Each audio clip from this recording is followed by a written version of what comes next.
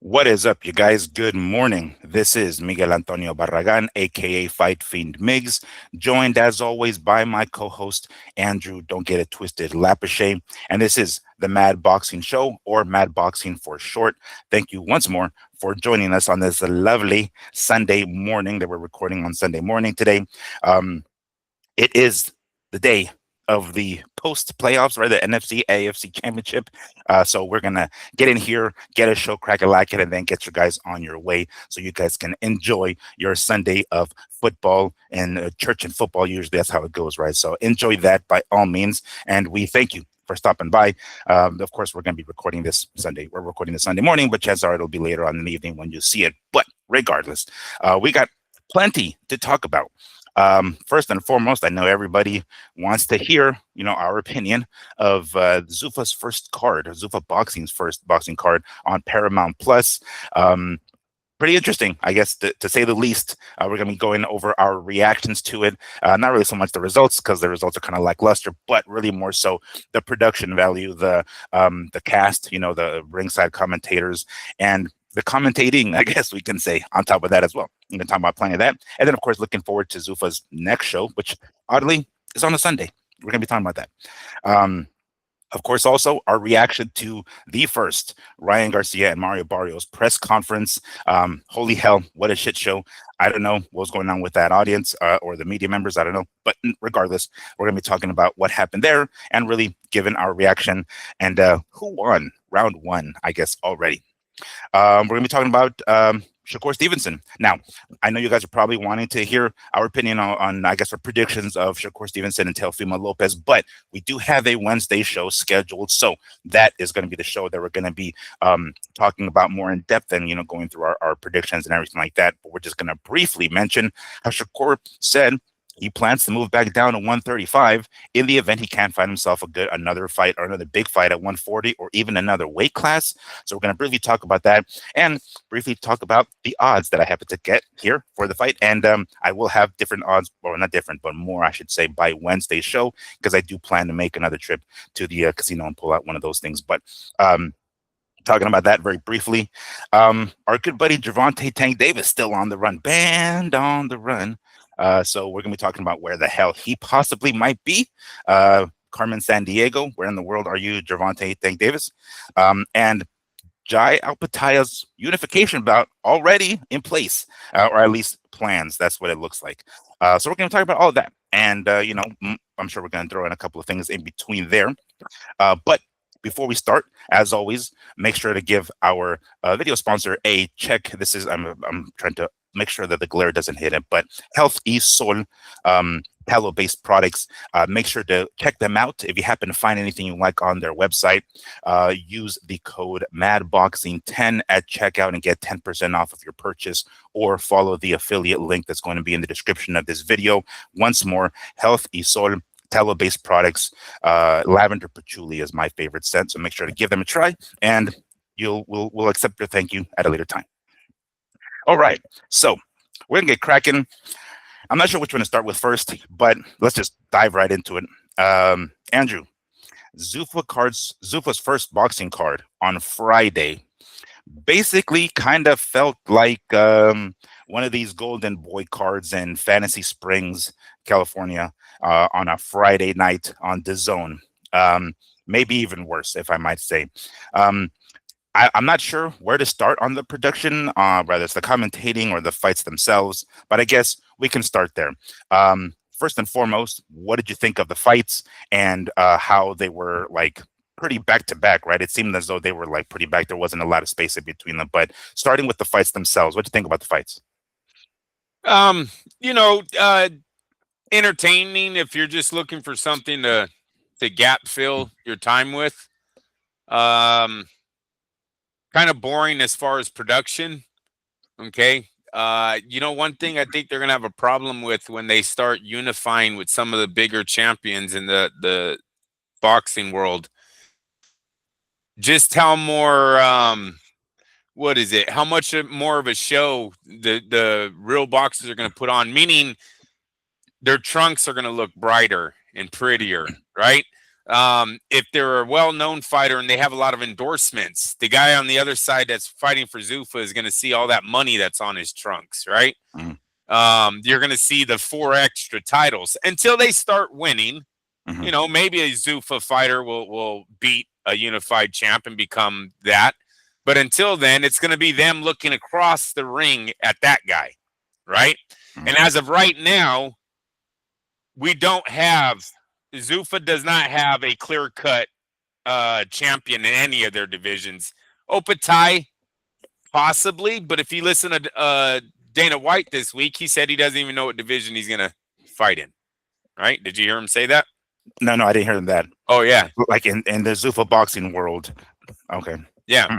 It was kind of weird. Yeah, they asked him, are you going to have him fight at cruiserweight or come back as a heavyweight? Now, what you just said is that he's already planning to unify, right? So maybe Dana White don't know the plans of his own fighter yet, but the plans look like he's unifying. Yet, if you guys go look up Dana White yesterday, this was after the UFC fight, I believe, because you got to, you know, Miguel, I'm watching Zuffa now and anything Zuffa puts on. And I think we have to start taking that approach as Zuffa moves forward in boxing until there is no more. But I got that from Dana White's press conference after actually the MMA fight, not the boxing one. Right? So it was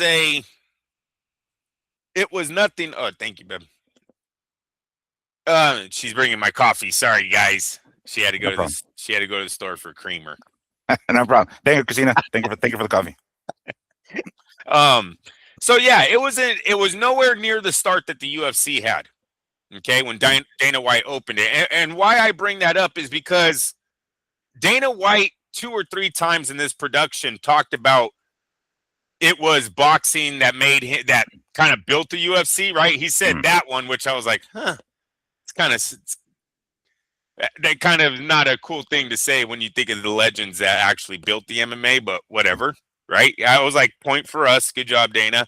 Then he talked about the production, the Mike Tyson fight, how it was when he watched Mike Tyson coming into the ring and HBO was clowning him, how he told his guys, you know, they didn't want to go that route or whatever. So just a lot of boxing ties. But the one thing that he said is this is what made the UFC work. And that's what I have a problem with. And that's what I keep having a problem with the media members that keep saying, because the UFC worked, he's going to do that same strategy to boxing and it's going to work too. And I'm going to give you my reasons why. It's just 3 of them. Then we can compare it to what's going on right now with ZUFFA boxing. But 2001, UFC 30 is when Dana White takes over. It's the first time he's the president. On that card, Miguel, he had Tito Ortiz headlining that card. That's the heavyweight champ of the world at that time. Light heavyweight, excuse me. Light heavyweight champ of the world. So already he's got a great start. Didn't have that. It's not the same start he had with ZUFFA boxing, right? In fight number 2, he has Randy Couture, Carlos Newton, and Chuck Liddell as his headliners, Miguel. Are those anywhere near the Walsh and whoever the fuck else, Kane Sandoval and whoever else was on that? What did Cash Flow? Little Cash Flow. Are those guys comparable? No, not even close. Not even close, right? And when we go to his third fight card with UFC, he has the pleasure of having Tito Ortiz and BJ Penn headlining the card. They're not the same. And whoever keeps saying that these are the same, you're full of shit. You're cheerleading for Dana White. Seriously. He came into Max Kellerman. Oh, bad. That was bad. The comparison to Roy Jones Jr., disrespectful on so many levels. The way they kept lowering the bar for Walsh throughout the fight, you know, I'm not going to knock on the kid. It was a bad look. He should have knocked Ocampo out. I'm going to get back to Ocampo, but do you guys understand what I mean by this isn't the same thing. He had absolute headliners in the MMA world to start off his production with. That's a pretty good start when you have champions and and Brazilian Jiu-Jitsu legends, right? Mm. Pretty good fucking start. So it's not the same. Now to the fight. Walsh looked good as far as he can take a punch. He stands in there to throw blows. But you got to have a real knock on him and his corner for not being able to stop Ocampo. Ocampo is a sparring partner. That was not a fighter there on Friday night. I'm not trying to knock the kid. I'm going off of what he gave us. Mm-hmm. His head is high. It never moves. He counters every punch with the body shot. I don't know if you guys noticed this, man, but that young man has a terrible habit of countering his punches with a just body shot. Like Miguel, it's funny when I pointed it out, it's like the next 3 times in a row. And actually, every once in a while, yeah, he would counter with the jab or something to the head. But most of the time, it's like rock'em sock'em robots, man. That's how I labeled Ocampo.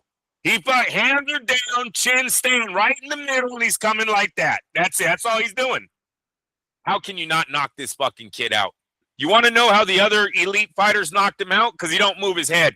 That's why. You want to know why it only took 1 round, Walsh? Because he don't move his fucking head. That's why. And when you're in the ring with the absolute hitter and you don't move your fucking head, most of the time you're going to be looking at the lights. Ocampo's nose is smashed because everybody that's not a knockout hitter still has the time of their life with this kid. Ocampo's so bad, I know there's family members that have told him to quit. I'm dead fucking serious, bro. And that's why Walsh should have knocked him out. There was nothing there. He was a sparring partner. Yeah, he has power and he could take a punch, so he's going to stay in your face and do this. That's all he's doing, though. And most of the time, you know his first punch is going to your body. So you just counter with the hook. Jab, wait, hook, he's out of there. That's how fast it happens when you have trainers and fighters that know what the fuck they're doing. So that's a big negative on Walsh and his team not being able to figure out the fucking checkers board. That fucking guy was playing checkers, not chess, and you couldn't beat him. Couldn't stop him. Nah, yeah, because he beat him. Because he beat him. We knew that was going to happen. That's Max Calvin lowering the bar. Excuse me. I don't know why I keep saying ball today. Lowering the bar. We knew he was going to win. Damn it, the hell. Yeah. You're nobody if you can't beat this guy.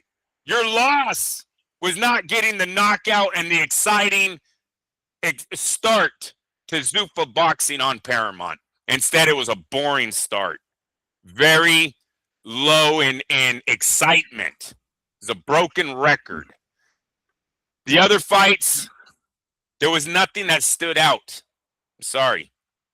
The Kane Sandoval and that one kid, they chunked, but looked overweight. And they like Miguel, those are the guys that are going to step in with Devin Haney, Teofimo Lopez, Shakur Stevenson. This is the group of men. The guy looked like he was fighting out of his weight division, bro. The kid that, oh no, he actually lost, huh? The underdog won. Yeah, Sandoval got upsetted, right? No, I thought he won. Hold on. I mean, I'm looking at anything about the wrong one, but let me just double check this. But I thought the underdog won that fight, or at least who I thought ZUFFA was trying to make as their guy. I thought he lost, but maybe I could be wrong. I really was not impressed with the way the both gentlemen looked. Yeah, Sandoval was the younger. He was 23. Julian Rodriguez was 31. Rodriguez won the fight. Rodriguez looked good. And he just, to me, he was pop shotting. He wasn't really going, but I did give him the fight at the end because Sandoval out of shape. Sacramento, that's what I kept calling the kid. Sacramento. Oh. Yeah. Yeah, he was out of shape. He loses it at the end in the final rounds. But Rodriguez being 31, Rodriguez, look, ZUFFA, I'm going to give you guys some other important advice here. We don't care if the guy was close to retiring and now he's back. Don't say that. When you're a brand new company, it's your first co-main event. Let's not start with his opponent was about to retire. Says he found the love for boxing. And shut the fuck up, dude. Yeah, he was on the way out, and we got him. We got him. He was already 1 foot in, 1 foot out. But boy, did we get him? Did we sign quite a blue chipper? No, I don't think that's a good way to get crack-a-lackin'.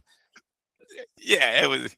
And one thing about the main event, when I remember Callum Walsh when he fought Vargas Jr. on the undercard of Canelo and Crawford, he was fighting at 154. Here he's fighting at 160 for some reason. They decided to just move him up to 160. One of the things that the UFC, or one of the new rules that, or the ZUFFA boxing, briefly mentioned were different weight classes, right? I mean, they're going to change some of the weight classes. There's going to be fewer of them, I guess, is what I remember hearing. It doesn't help that they're planning to do this, or they mention that they plan to do this, and then they don't say that, or Dana at least doesn't know what weight class is going to put his cruiserweight champion in, which to some degree kind of nullifies his Ring Magazine belt. What the fuck does it matter if he's a Ring Magazine champion at cruiserweight? Because he's not gonna be fighting at cruiserweight when it comes to when he actually fights for Zuffa. It just makes things irrelevant, quite frankly.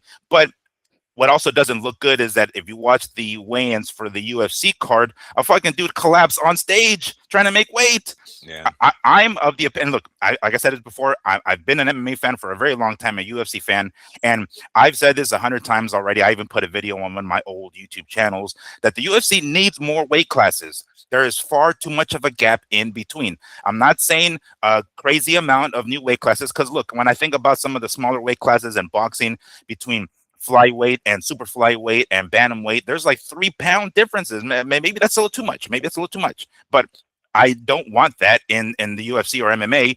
But when there's 15, 20 pounds in between two weight classes, understandably, there are going to be some tweeners, some guys in between. A guy who's too big for the weight class beneath him and too small for the weight class above him. There has to be more weight classes. If you're going to bring boxing into the fold and Zuffa boxing, and you're going to take away weight classes, it doesn't look good when one of your guys in the UFC is fucking literally fainting on stage because he's killing himself to make the weight class that he's trying to fight in because he's too small for the weight class above him.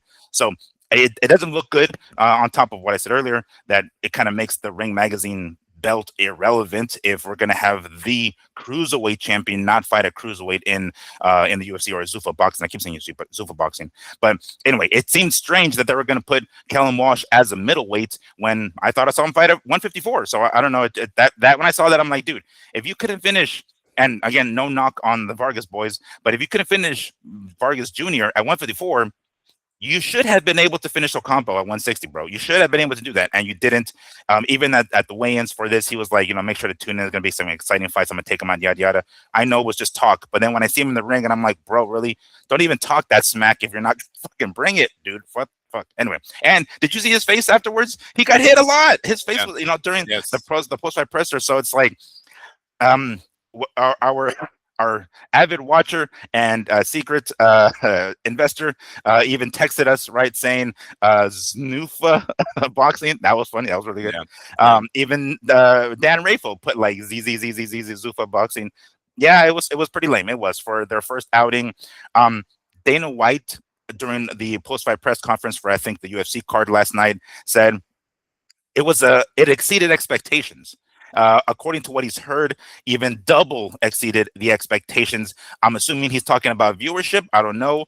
If it did that, the bar must have been very low for him to have exceeded the expectations of whatever specifically he was referring to. I'm going to try to connect the dots and think maybe he's talking about the viewership, how many people tuned in to watch it. I'm assuming, because they did have seats in there. I didn't realize they were going to have that many people inside of the UFC Apex or Meta Apex. Now, I didn't know they were going to have that many people, because when I saw it, I was like, oh shit, there's a lot of little bleachers there. I mean, not arena like, but there were plenty of bleachers when there were plenty of people in there. I don't know how much tickets are, but I'm gonna look into it for the February 1st card and see what the fuck tickets go for.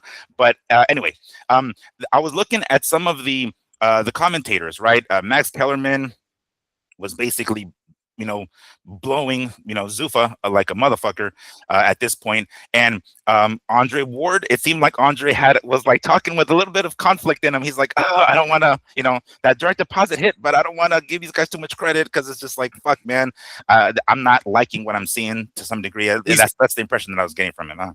He's playing both sides of the fence, Ward is. Because Mm, Ward has the podcast where he's still connected to some of these fighters that make a lot of money, he can't act too much of a fanboy for the new system that Dana White is trying to bring in. And while I say that, you guys, let's understand this is on the basis that Dana White has this pay structure that he told us about, mm, correct? right. That's what I'm going off of. If Zuffa is now switching up to, hey, no, we might sell Canelo at 130 million a fight. Well, fuck it. I'm all in. You guys are now boxing promoters, so be it. But I'm going off of the structure. And when you look at that pay structure, that's why I think Andre's kind of conflicted with his emotions, right? Mm. You guys need to understand. We have been told for, I'm going to say, a good 20 years, man, that the UFC was taking over. The UFC has taken over, excuse me, pay-per-view dominant, fan base is killer.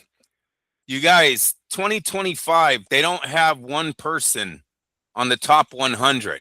I keep bringing that up because people like Max Kellerman and Andre Ward and these guys that were associated with real boxing, you guys are now rooting for fighters not to be on that list. You don't like that Canelo's number 2, huh? You don't like that Terrence is number 15 and that Inoue's 24 and Jake Paul's number 30. You don't like the fact that Jake Paul came here and was able to elevate himself to that, something no MMA fighter can do at this current time?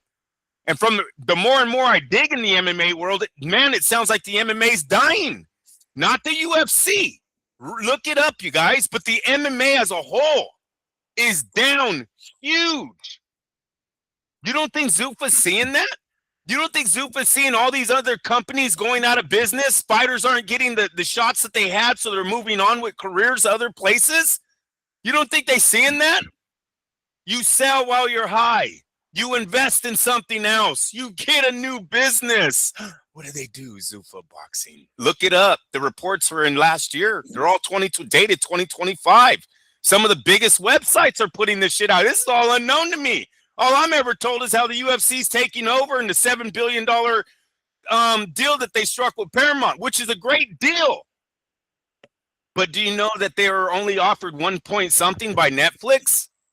And then Paramount steps in and throws another 6 billion, 5 billion on top of it? Seems like a desperate move by Paramount before it seemed like a great move for them. Seemed like it was desperate more than anything. Who were they competing with? Why didn't they go 3 billion and let Netflix at least counter, then go with your 7? It's weird. It's almost like they said, if you let Netflix get boxing and the MMA, we're fucked. And they went out and got the MMA and put all their money into it. Maybe it happens, maybe it doesn't. Buyer's remorse? You think they're going to have buyer's remorse very soon? We'll see how that one plays out. We'll see how it plays out. But it's it's kind of sad seeing guys that were in the industry root against it. And by you playing on the other side and saying Dana's doing great things for boxers is you rooting against Canelo Alvarez being on that list and everyone else behind him. They don't have one fighter, you guys. Even in their collective, oh yeah, but they get more fights. They fight all year. Well, what the fuck? Just like that main event guy, and then he won. Oh, Dana's so pissed off about that. What's his name, dude? Justin Gaethje. Yeah. Gaethje. 14 bonuses checks. He doesn't have $1 million. Now all of a sudden the UFC responds with no bonuses or more, which is cool. But come on, it really and they've done it before. They've done it where they've upped the bonus and then they went back to it because for whatever the fuck reason, something they didn't like about it. I mean, obviously it was probably too money they would have. I was gonna just say most likely the events don't add up to the bill, dude. Yeah. They've done it before and they just stopped for whatever the fuck reason, and now they're doing it again. And on that note, and I hate to see it, but even on the first Zuffa boxing card, there's a dude at the end of the fight saying, hey, yo, Dana, give me the bonus, bro. I just had a kid or whatever. I forgot what he said. It's like, already. Now, maybe it's too much. Maybe the guy is just starting out and he really doesn't deserve that kind of money yet. So he's probably like, hey, yo, by all means, Dana, give me that fucking check, right? But when we're hearing guys like Henry Cejudo do that stuff, that kind of hurts. So when I see that already, the pattern, it's already starting. And look, sometimes I wonder, Max Kellerman wasn't, as far as I know, wasn't ever a professional boxer, right? He's always been a boxing fan. I know he was a rapper at one time, but he's never been in the boxing ring. That doesn't mean that he doesn't respect it. It just means I kind of, maybe he's not really looking at it as from the perspective of the fighter pay. Andre Ward is, because he's been in the ring and he's had those paydays. So it's almost like Max Kellerman is kissing so much ass because he likes what he's seeing as far as the structure, but not necessarily the pay part, because he was never there. Andre Ward was, to be like, yo, that's why he's conflicted. Like, man, I'm rooting for this, but at the same time, I'm not, because I've been in the ring and I know what it takes, and I've seen, the paydays that are possible for some of these fighters, and these guys are not going to do that, at least not initially, because that's what they're letting us know right now. And Max isn't looking at it from that point of view. He should. I mean, we are, right? But that's kind of what the impression that I get from Max is, that he's not looking at it from there. So it's really more so, this is the kind of structure that that Americans, or at least U.S. fans, are more familiar with, and seem to be a well-oiled machine that he thinks can work in boxing. I saw the lineup of the people, right? Joe Tessitore, so it was cool hearing him back, hearing his voice, remembering from the ESPN and the Tuesday night or Friday night fights and stuff like that. Or Andre Ward, of course. Antonio Tarver, another dude, right? Another guy who's been in the ring, getting the paydays, especially those Roy Jones fights. Joe Martinez, ring announcer.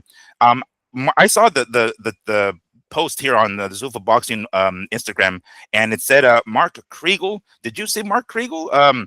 I don't remember seeing him there. I mean, I kind of sort of half-assed watched it, I'll be honest, because I was just paying attention. I was with my chick, so I'm like, kind of like, baby, let's watch some fights. And she's like, all right, let's watch some fights. So she's like cooking, right? And I'm kind of having a conversation with her while I'm watching the fights. So I'm not really listening per se. But it was Mark Kriegel there? I don't remember hearing him at all. I mean, maybe I missed it, guys. If you guys did hear him, by all means, he's considered analyst / contributor to the show, but I don't remember seeing him there. But just figured to point that out. Yeah, I don't remember too, but like I said, I wasn't that impressed with it as it was going on anyway, so I might have tuned out at that point too, especially when Max started with his bullshit, Right. No, it's insane, dude. When you talk about the NFL and the NBA and you're trying to compare Zuffa, it's just a joke. And they're trying to do what they're trying to be, the NFL of MMA, or they technically are, basically, as far as the UFC goes, because there isn't another player. The PFL is kind of already on the way out.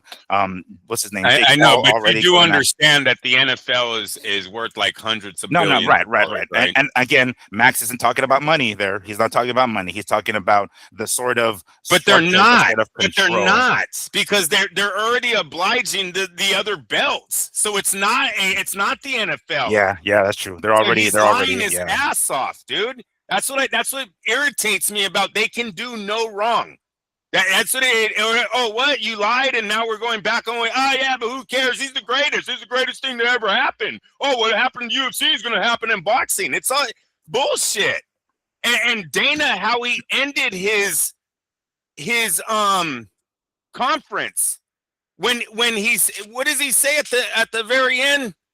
Oh, I'll find it. I'll get back to it. But how he ends it. Oh, when he says everything that I did everything that I seen good and bad about boxing, I brought it to the MMA and made it work. And he has this dumbass smile on his face, like, this is all I ever say. No, and no one believing me. No one believing me, because people believe him.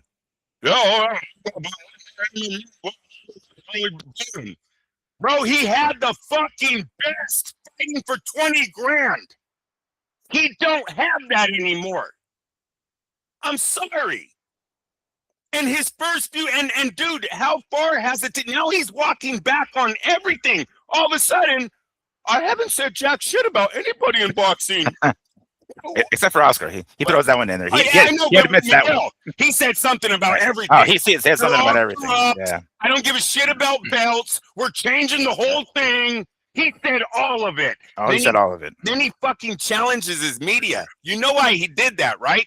Because if any of those fucking twats in there now write bad about him, he can fucking pull their card and go, oh, but when I was in your face, you didn't say shit. Give me your media card.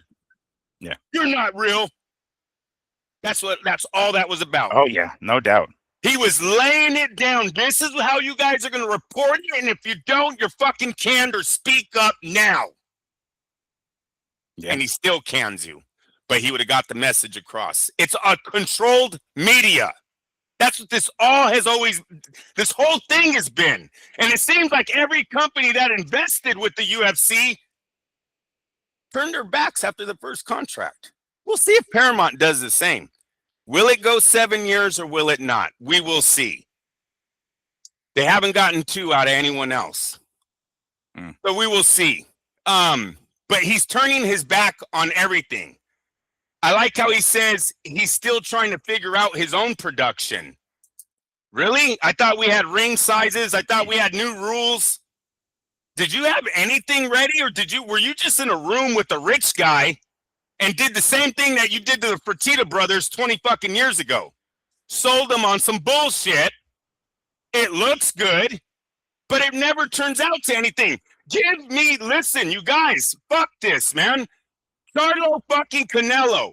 Showtime, who I know is not in business, but Showtime calls out the UFC and says, give me one $20 million fucking gate they've done. I'll give it to you. None. Steven Espinoza flat out fucking looks at the camera and goes, they have done 0. Do you know since that they put on one $20 million gate? It was the Spear. And it was because no, don't disrespect. Turkey, no, because he'd done nothing wrong. He's just money, dude. Yeah. Turkey steps in and buys that card. Yet this is the guy that's saving us. He has none. At that time, what did he say? We've had 3 in 6 months. 3 $20 million gates, yet we're the sport that needs to be saved? Hey, Miguel, you got any reports? Google boxing's dying in fucking global economy or whatever. Google it. I bet you doesn't have one article about boxing dying anywhere else. Not in Japan, not in China, not in the UK, not in Brazil. But Google the MMA and tell me what you find. MMA's down. Russia's down. Brazil's down. America's down. Dude, and we're talking half of the shows. I'm not talking 3 or 4. I'm talking one time they were doing 6,000 shows a year. They're currently doing 3,000. Russia is currently doing under 1,000. They might be because they're in war. I ain't stupid. I'm not a stupid man. They are in war, correct? So that could be there. But it's not good when you tell me the whole sport as a whole is down as far as fights being produced in the world. Yeah. No, There's a reason why I told you this fucking company bait and switched. Where the fuck did Zuffa's love come from the other titles? My camera's shaking. That's not me. Crawford versus Canelo. They seen the money. And you heard me tell you guys, each one of those belts is worth $1 million. Each one of them. Why are we going to take away millions of dollars when it works? Huh? Wait a minute. So when we do get one of those good fights, you're telling me we can make $250 million in 3 hours? Yes, that's what I'm telling you. Right. And they intend to give like pennies of that to the fighters themselves. The look of the UFC card, or I keep saying that fucking the Zuffa boxing card. It looked very UFC-ish, right? I mean, the shorts were blank. There were no sponsors on there. It was just the Zuffa logo on there. I think one of them might have even had like the Paramount. I'm not remember right offhand, but it was very like, hey, because this is in the sense of what Max Kellerman was talking about in the NFL look. Basically, that's what the UFC has been trying to do. It's like, we're not going to let you come in with your own shorts and your own sponsors. We're going to give you a uniform. You're going to wear this uniform, and that's what's going to be. And that seems to have become sort of, even in the PFL, it sort of became a thing for a little bit. But you put your little flag right on your fucking shorts. No other sponsors, no one or nothing.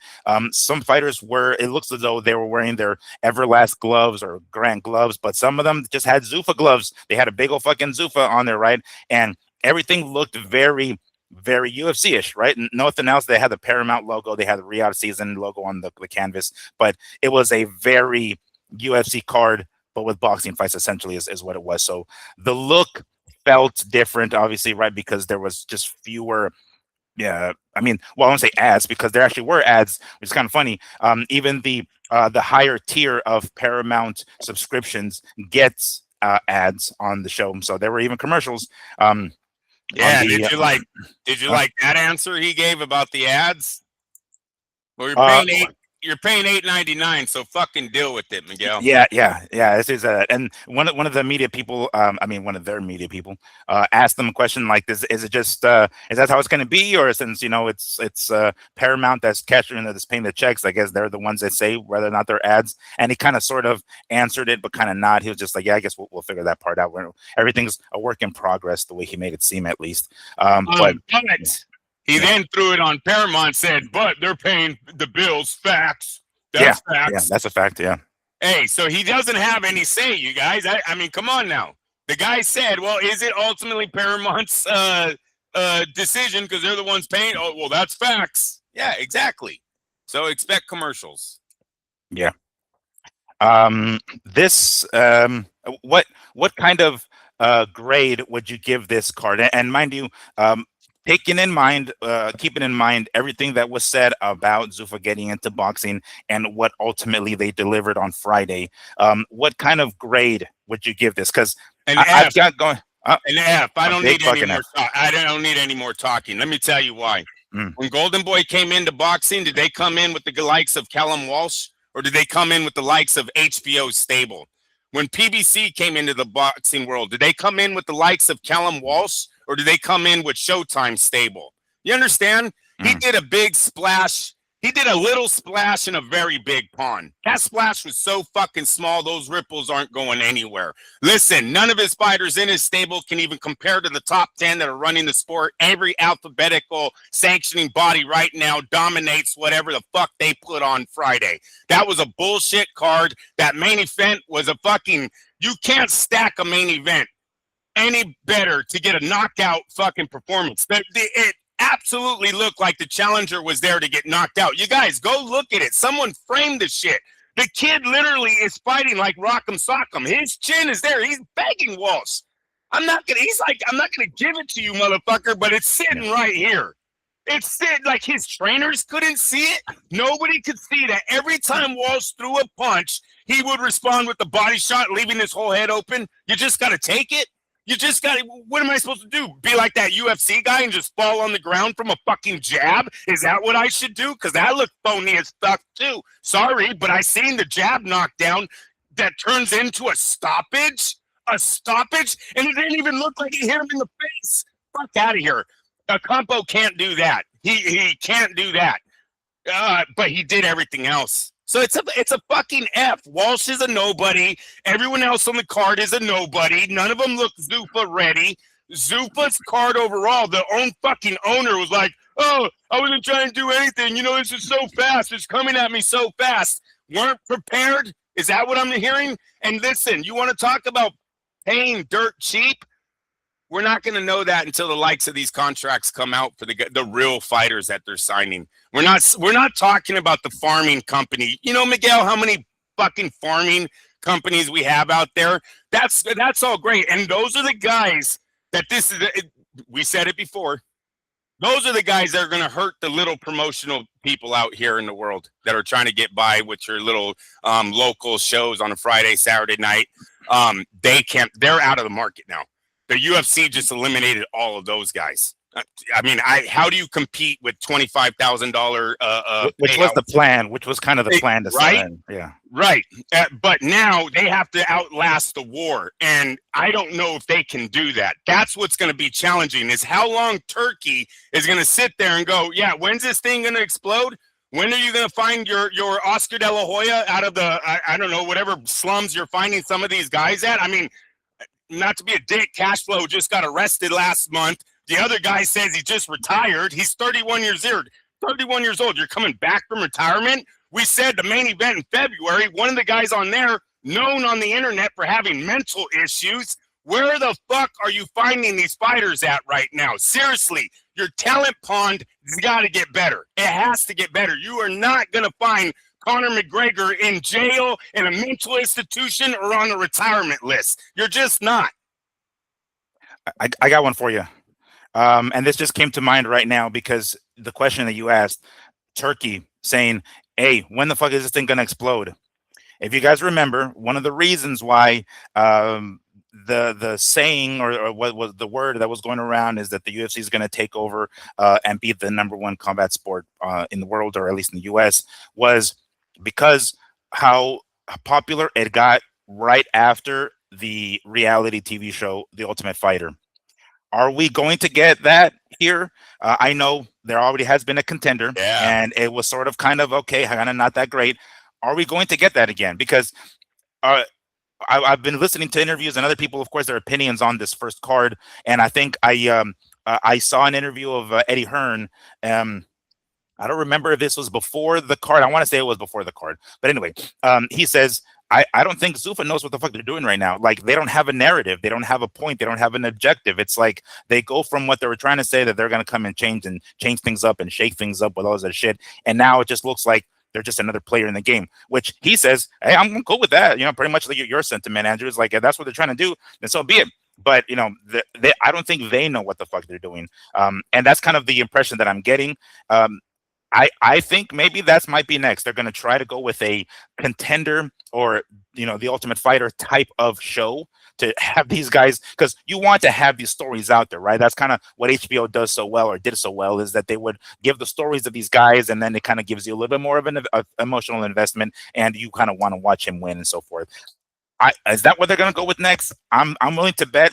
I might be calling it right now. I think they're going to try to do something similar to that so they can get more notoriety for their Zuffa guys, because they're kind of nobodies right now, right? They're nobody knows them. So that's the same thing it was with the Ultimate Fighter. It was guys who nobody knew, and names came out of it. Names like Diego Sanchez and Rashad Evans and, you know, Forrest Griffin, and guys that ended up becoming something. And I wouldn't be surprised if that's kind of the direction they're going to go with this one, is and try to do some sort of the Ultimate Fighter / the Contender reality TV show live on Paramount. And that's absolutely the truth right there. I totally agree with you. You want to know why? It's what worked for Dana last time. Yeah. And it seems like that's all Dana's doing right now, is he's going to take what built the UFC and apply it in boxing. Hey, wait, Miguel, look at me. How does it not work? You got to have that stupid smile again. And then crickets at the end.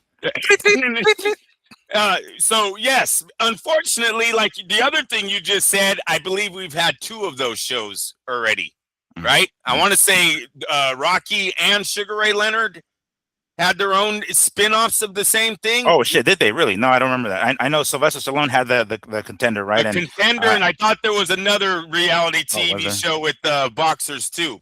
I'll have to look it up. But been there, done that, started off hot, fizzled out. No one gives a fuck about guys who slug each other's lives. That's all there is. UFC, different animal, right? There was a new interest in that sport. That sport was fresh to a lot of people. Boxing, not fresh. Boxing, big dummies who hit each other, have issues financially in marriages, in schooling. No one cares, right? That's what happens to boxers, right? Most of the time, most athletes. But I don't see that working. I don't see that being a savior. What's going to save them is getting into boxing and putting on real fights. But what's going to hurt them is when fighters like, what's the young man's name that just won the title? Good. Oh, Justin Gaethje. Yeah. Gaethje. Gosh, I don't know why I want to keep putting an R in there. Gaethje. See how he was speaking out this week? Oh, yeah. Best believe if he finds out that Usyk is making $15 million in his first contract with, and fuck Usyk, how about Opetaia? Because let's say Opetaia gets $2 million for his fight. Do you know how I see a boycott coming? Because it's not fair that the $7 billion that those men made destroying their faces, their ears, their ligaments is going to just get tossed into the hands of boxers who never did a fucking thing for Zuffa. It's not right, right? But isn't that business most of the time? Especially when companies go down and workers get shit out of luck. It's not right, but there's nothing you can do about it. But if the UFC sees that, the fighters see that coming down the line, that they are going to sign Usyk and he is going to unify and there's big money. Oh, bro, I'm not showing up. I'm not showing up. It's a tough decision. Unethical. It's a tough decision they have to make, bro. You know, to give up your dream. But damn, are you a slave at that point? Like, how much more disrespect can you get? You know, the UFC or the UFC changes, Miguel, and says, you know what, from this day on, we just start seeing bigger contracts. Right. Hey, look, they gave them bigger bonuses right off of this happening this week. maybe they start handing out bigger contracts, like, fucking. We got to see how it works. But yeah, maybe to some degree this is a good thing for the UFC, yes. UFC specifically. Maybe not a good thing for boxing per se, but maybe a good thing for the UFC. To get a raise with no resistance is a fairy tale ending. I think there's gonna have to be a resistance for them to get their actual raise. All right. So that leads us to Zuffa Boxing's second card, which ironically is on a Sunday, February 1st. Jose Valenzuela versus Diego Torres. Diego Torres 22-1 with so 22-1. That one loss coming at the hands of the gentleman we saw yesterday, Raymond Murataya, oddly enough. Jose Valenzuela moving back down to 135. This is supposedly a lightweight bout. Now, I'm thinking lightweight boxing terms. Valenzuela did move up to 140 and beat Pitbull Cruz for the WBA belt, which he later then lost to Gary Antoine Russell. So it looks like he's going back down to 135. We're going to be talking about other 135ers a little bit later on, but rather not. There's even a possibility of fighting those guys, probably not. But at the moment, it's looking like this is what it's going to be. Jose Valenzuela moving back down to 135. At least that's whatever the Zuffa term or weight class for 135 or lightweight is. We're going to be seeing that. Now, I did notice that this fight's going to be on a Sunday, and again, we'll talk about it a little bit later on. But Jai Opetaia's unification bout looks like it's going to be scheduled for a Sunday as well, which is kind of weird. I don't know, Friday, Saturday, Sunday. We're so used to Saturday fights. I'm not sure why they're going with Sunday.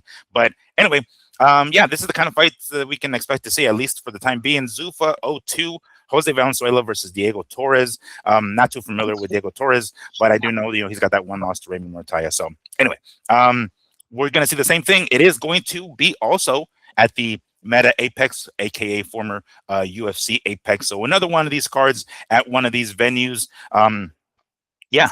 That's we can look forward to another snoozer. No undercard bouts for that one yet, at least announced. Yes, we are only a week away from it, so why the fuck isn't there already an undercard announced? But I'm sure, again, the fighters already know they're fighting, so they're getting prepped for it anyway.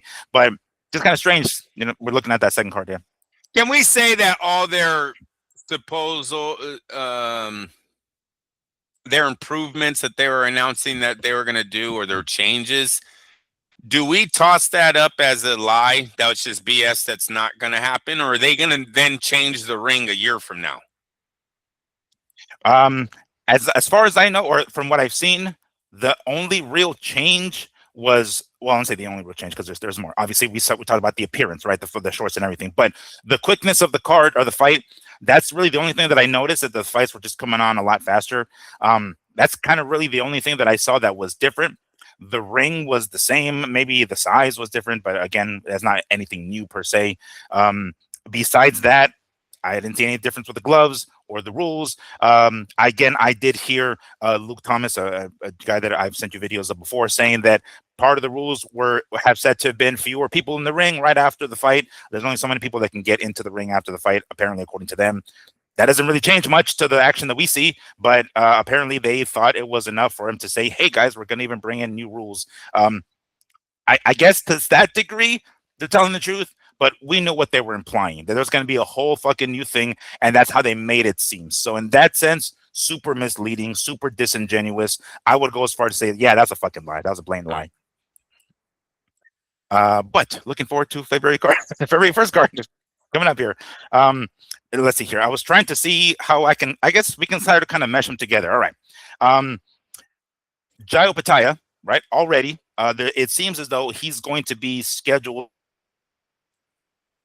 the direction they're going for Sunday, March 8th. I don't think they said the venue yet, at least, but going to unify against WBC Cruiserweight Champion Noel Mikhailian, if I can pronounce that properly. Okay. Mikhailian has a loss to Badu Jack, and then he won the belt back from Badu Jack, and I think that's his most recent fight. But already, now, Are we going to get a cruiserweight unification bout in the UFC Apex or Apex, that little arena, or are they actually going to go to T-Mobile or MGM or Mandalay Bay or something like that for this kind of fight? I haven't read that yet, so by all means, I want to throw that in there, guys. If you guys are listening and you guys know the answer to that, by all means, give us a shout out. But yeah, it looks like we're looking at another Sunday card, and Jai Opetaia unifying against the cruiserweight champ, WBC cruiserweight champ. So apparently he is at least going to be fighting at cruiserweight for this unification bout. So to some degree, Dana White has to know, according to this, that fight is going to be taking place at the the cruiserweight weight class, because otherwise, who the fuck is he? Why is he unifying then? There's no, cruiserweights there, or the 200-pound weight class there.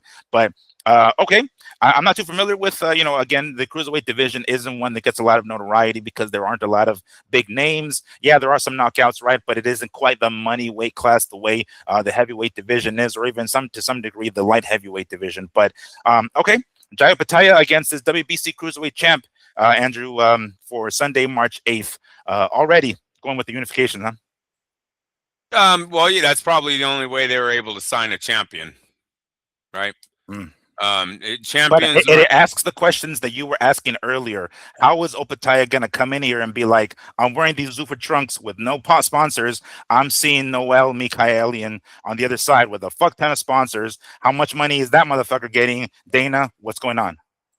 Yes, no, I expect that is going to be an issue with them when they start trying to team up with some of the champions across the table. Just think of fight week and stuff when you got guys with all these sponsors around them, and you're advertising. It's going to be a different beast, man. You're absolutely going to think the grass is greener on the other side, and that's going to be a problem with Zuffa. Unless they change, like I said, they change it all the way up and just become actual boxing promoters and try to make the thing work, which is very doable when you have a $7 billion credit card, right? So they have the money to become big players in the sport. I just think they're going to burn a lot of bridges while doing that, but it can happen. What do you think about the fight being on a Sunday? At least the Zuffa card, not so much too important, but it's just weird. No, I mean, you're gonna have to look at the time zone of New Zealand. Miguel, because he only fights in New Zealand. Well, maybe they're gonna run it. No, because it wouldn't be backwards, huh? They would be forward because our Saturday would be their Sunday. Yeah, I think you're right. Correct. Yeah. Something like that. So it'd be like Monday for them. Yeah, I was thinking Right. It was New Zealand TV they were trying to accommodate there. You know what I mean? Because he's not known here. Look, we known for a fact that that Eddie Hearn tried to push this guy last year. There wasn't a big demand for him after his 2 or 3 fights on DAZN, and you see what Eddie said this last week. Granted, we know it could be a hurt. Relationship, grapes, right? Yeah, exactly. But he said he lost a fortune on the kid. You know what I mean? So maybe they did, maybe they didn't. What we do know is that Eddie did not re-sign him. He was not signed to Matchroom when he signed with Zuffa. So here you have the lineal champion of the world who doesn't even have a promotional company, and the guys that were working with them had no interest in re-signing him. Don't tell Max Kellerman this though, because to Max, he's the greatest cruiserweight of them all and one of the most exciting fighters to watch in the sport. Max, the young man, wasn't even on a TV. He didn't have a platform here. What are you talking about? Total sellout job this week. And he was always a sellout. Look, Max has always been douchey. Max will do whatever you want if it means that he doesn't have to get a real job. You know what I'm saying? So it's it was just the most exciting fighter in the sport. Get the fuck out of here. When DAZN played him, it was at noon. You remember that? Opetaia wasn't no 6 p.m. fighter. Oh, we need America to be watching. They had him on in the morning time. Nobody cared. Yeah, we should ask our another avid listener, Sam Navajero. Sam, if you're listening, what time would that be over there? You're at. He's in Australia, so figured throw that shout out to you. Yeah, but I mean, I guess to some degree it makes sense now that football is going to be over. I guess let's go ahead and toss in a Sunday boxing card. I guess because obviously it isn't going to compete with the NFL, which we're going to get a couple of games today, as a matter of fact. All right, so that leads us to. Did you watch? Did you catch last night's zone card with Murataya and Andy Cruz? We're gonna talk about that, right? Because I know that kind of, unfortunately, even though it was the legitimate fight of the weekend, right, with IBF lightweight champion Raymond Murataya defending his belt, because coming away with a victory over Andy Cruz, Olympian Andy Cruz, that was the fight of the weekend. But quite frankly, I mean the boxing fight. It kind of got lost in the shuffle with all the talk of Zuffa boxing, and it was a shame because it was a good fucking fight. It was a great fight. I was digging it. I watched that one, then I ultimately switched back to the UFC once that one got done. But it was a fun fight, right? I mean, it puts Raymond Murataya in a pretty cool spot, right?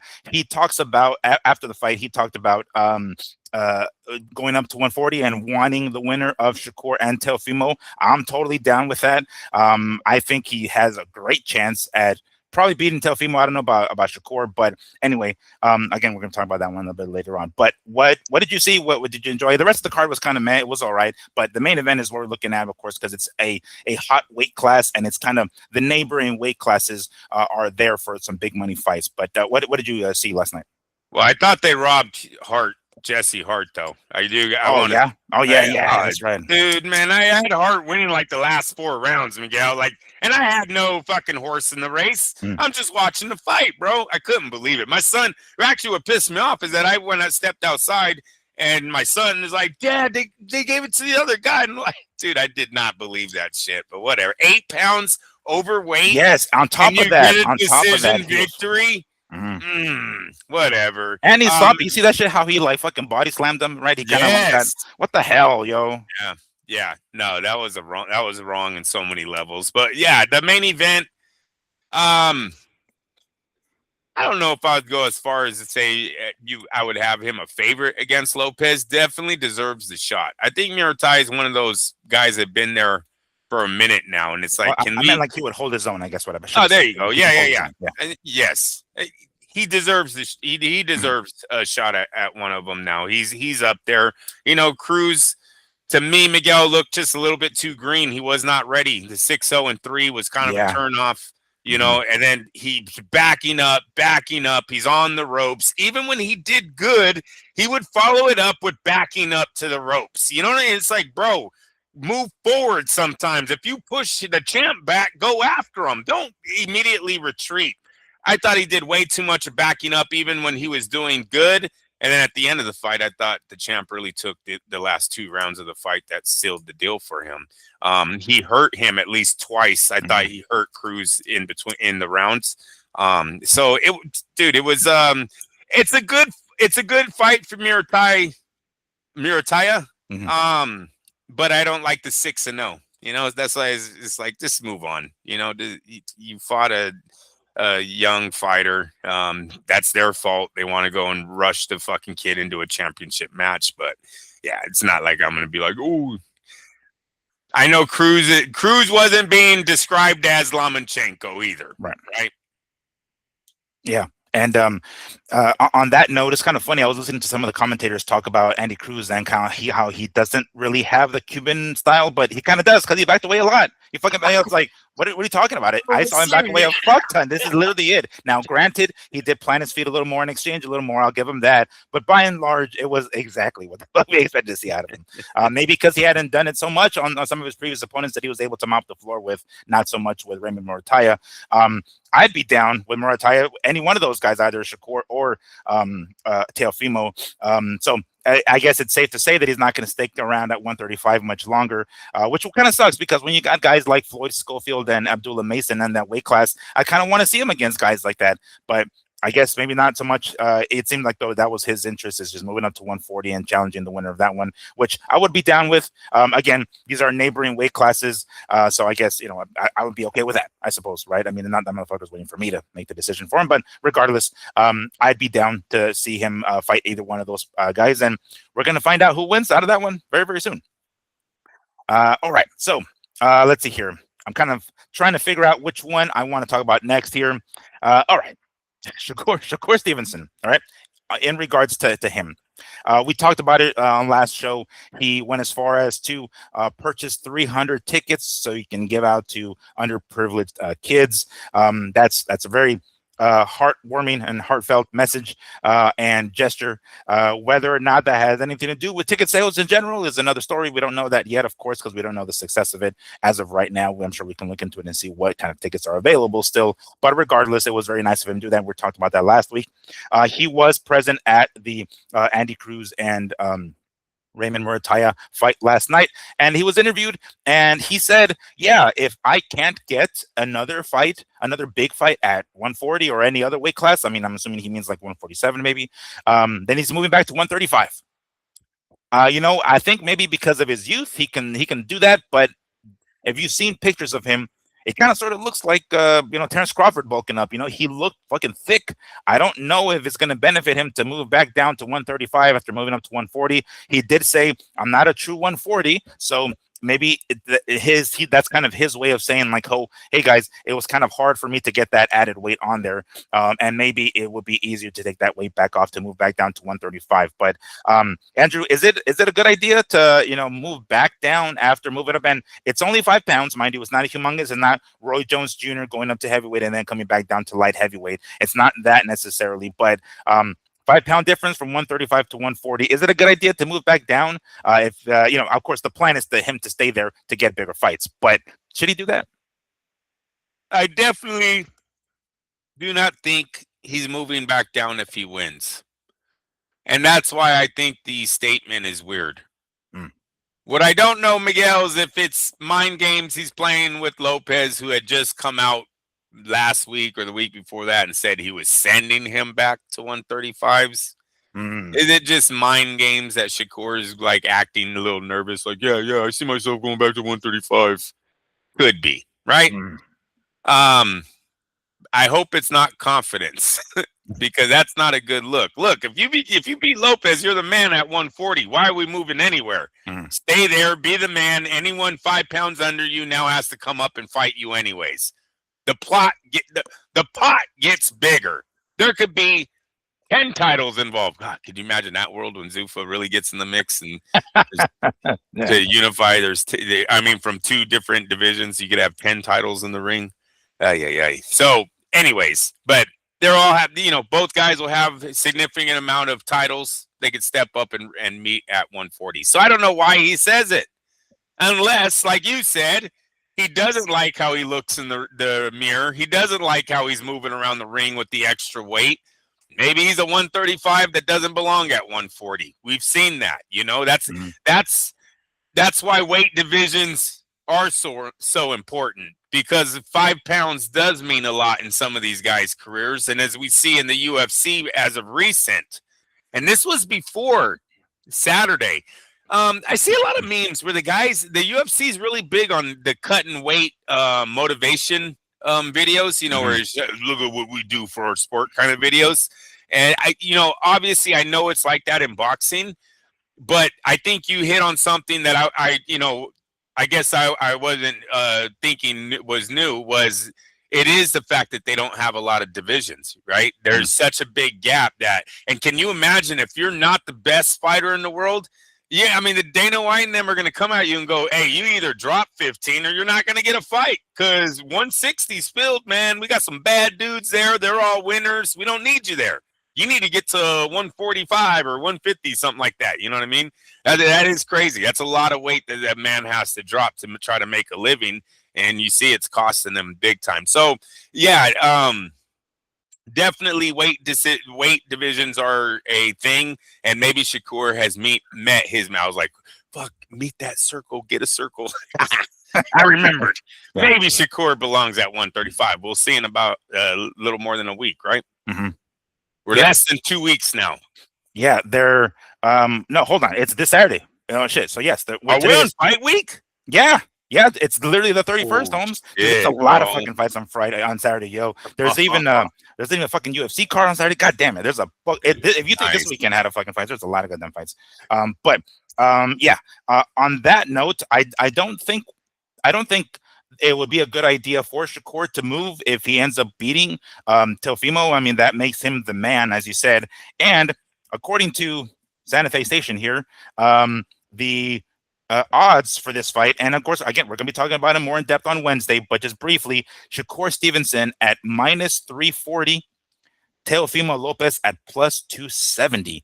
The number one junior welterweight in the world is coming in here as a pretty heavy underdog. +270 is no joke, yo. So much so that me and my pops were like, that sounds like a good bet to me, because Teofimo has a fucking chance, yo. Yeah. That sounds nice. The over-under on here, 10.5 rounds is -245. Under 10.5 rounds is +200. I highly doubt this fight doesn't go 12 rounds, so that one seems like not that good of a bet. But, yo, Teofimo, that sounds like a nice one. And I don't know if anybody has brought it up to Teofimo or brought it to his attention that he's an underdog. More often than not, the fighters say they don't give a fuck about that. But I think they notice that shit, don't they?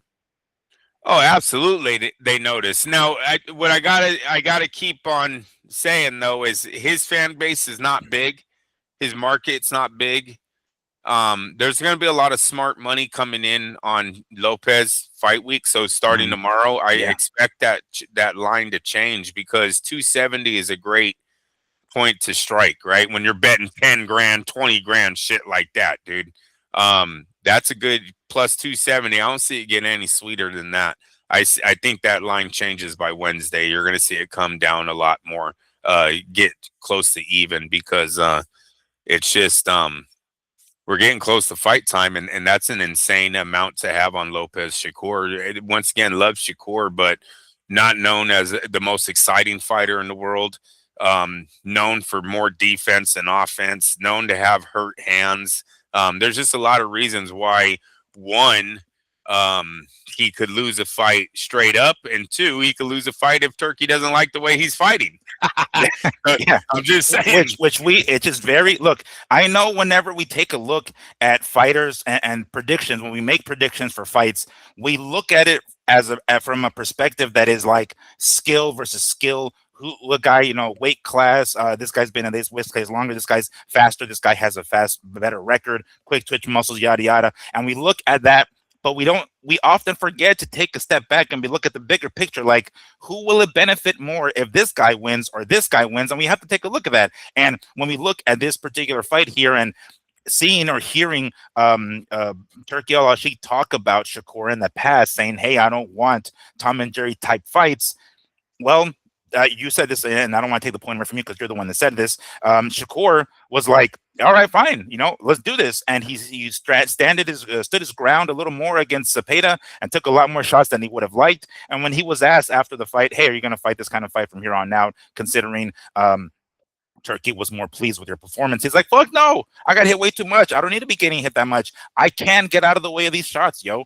And if he goes that route and we have ourselves another Tom and Jerry type fight, I'm not entirely sure. I wouldn't be surprised if some of these judges get a phone call. They get the phone call, right? Like, it's one of those pre-recorded messages. Is like, no, another round for Teofimo. Another round for Teofimo. And he's not even secretive about it. He'll get up during the fight and be like, you're winning, Lopez.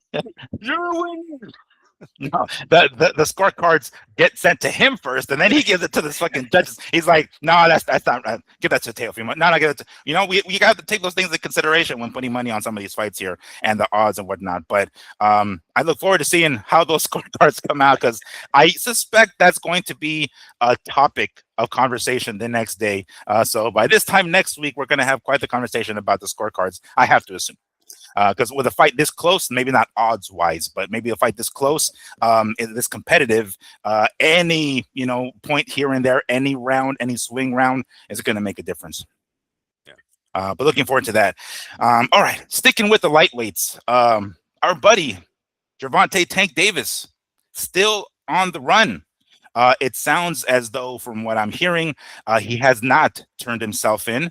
Again, by all means, guys, fact check us if we are incorrect, but I have not heard anything in regards to him turning himself in. In fact, if anything, I'm hearing that he's fled the country.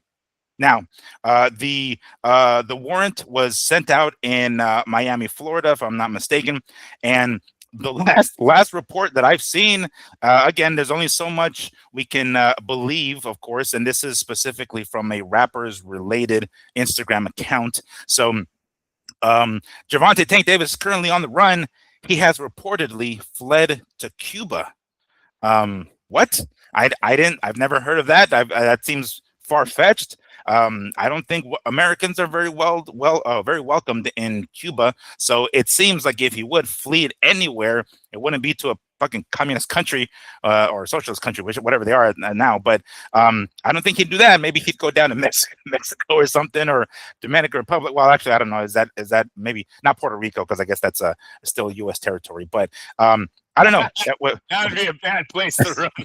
Right, exactly. So maybe you shouldn't go there. You know, I don't know, Virgin Islands. Maybe you shouldn't go there because I'm sure that's a U.S. territory as well. But I don't know. Guantanamo Bay, is that? I mean, that's part of Cuba, right? Maybe that's a military base, or I don't know. But anyway, point is, I thought that was funny. I wanted to throw that in there. Andrew, any validity to this? What do you think? Do you think you really fled to fucking Cuba? I mean, one, we have seen it happen before. Americans defect to Cuba. Two, it's become kind of popular in recent times with all the I would say Netflix documentaries and of people getting away, being on the run for years, never getting caught. Now look, this all don't add up to Davis being able to get away with it like this, but seeing his mindset or thought process and trying to do it. As there was not too more recent, a mom and son were busted at the airport. She was trying to get her son out of the country. I think he had some kind of high-speed chase, got in an accident, killed someone. And then there was a rapper. Were they? Do you know if they were of Cuban descent or no? Or No. Okay. No, they're white. They're white.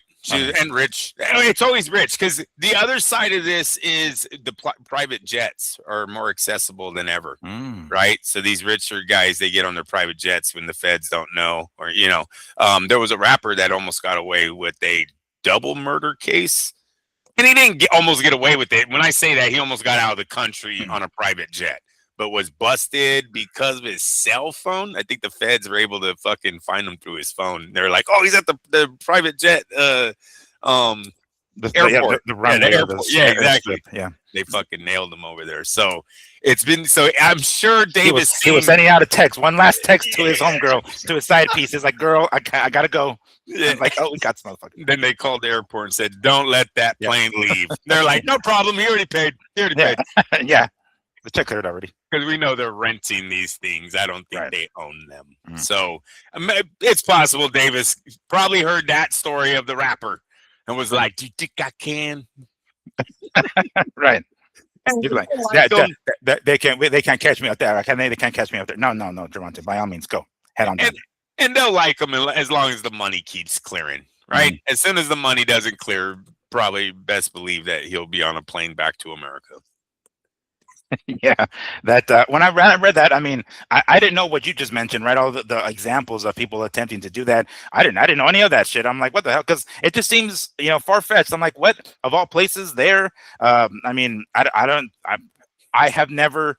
I wasn't aware that they would welcome Americans to that degree, to be like, yeah, sure, we can keep you from these guys if you're gonna do X, Y, Z. I mean, if you guys remember, this is kind of sort of what the Scarface movie was sort of based on the very beginning, right? The beginning of having a whole bunch of Cubans come into Florida in on boats and stuff like that, right? And Fidel Castro later on saying, "I flushed the toilets of Cuba onto the United States," because you've sent how many people did he send with criminal records? It seems far-fetched that an American with criminal record is going to go to Cuba and they're going to just welcome him with fucking open arms. Seems, I didn't think it was logical or plausible, really. I just don't think they care, right? Anymore. They never have. I mean, it's a communist country. They have no trade with us. There's no, as far as in public, conversations between the two, right? So who gives a fuck what you do over there? Fuck them guys is probably their attitude anyways. You know what I'm saying? I see. So, yeah, so I think that's where, and look, he probably didn't even go to Cuba. That's what they're releasing, so everyone points to Cuba while he's somewhere else. You understand? If he's smart, watch, they're going to find him in Cuba. As soon as we're done with the show, we're going to go online. They're going to be he's going to be like at the airport. So they're going to catch him right before he goes. with the I Love Cuba hat on. Yeah. Right. It's going to have Fidel Castro hoodie on. He's like, what? Oh, no. Oh, Gervonta, just do us all a favor, Gervonta, and just turn yourself in, please, because I know you listen to the show. So by all means, do so. You're doing all of us a favor, and give up that WBA belt. Why not? Because yeah, that's not a bad idea. But anyway, I just thought that was funny. I figured I'd just toss that one in there because it was. I wonder if the judge told him something like, "If I see you in my court again for domestic, I'm throwing the book at you."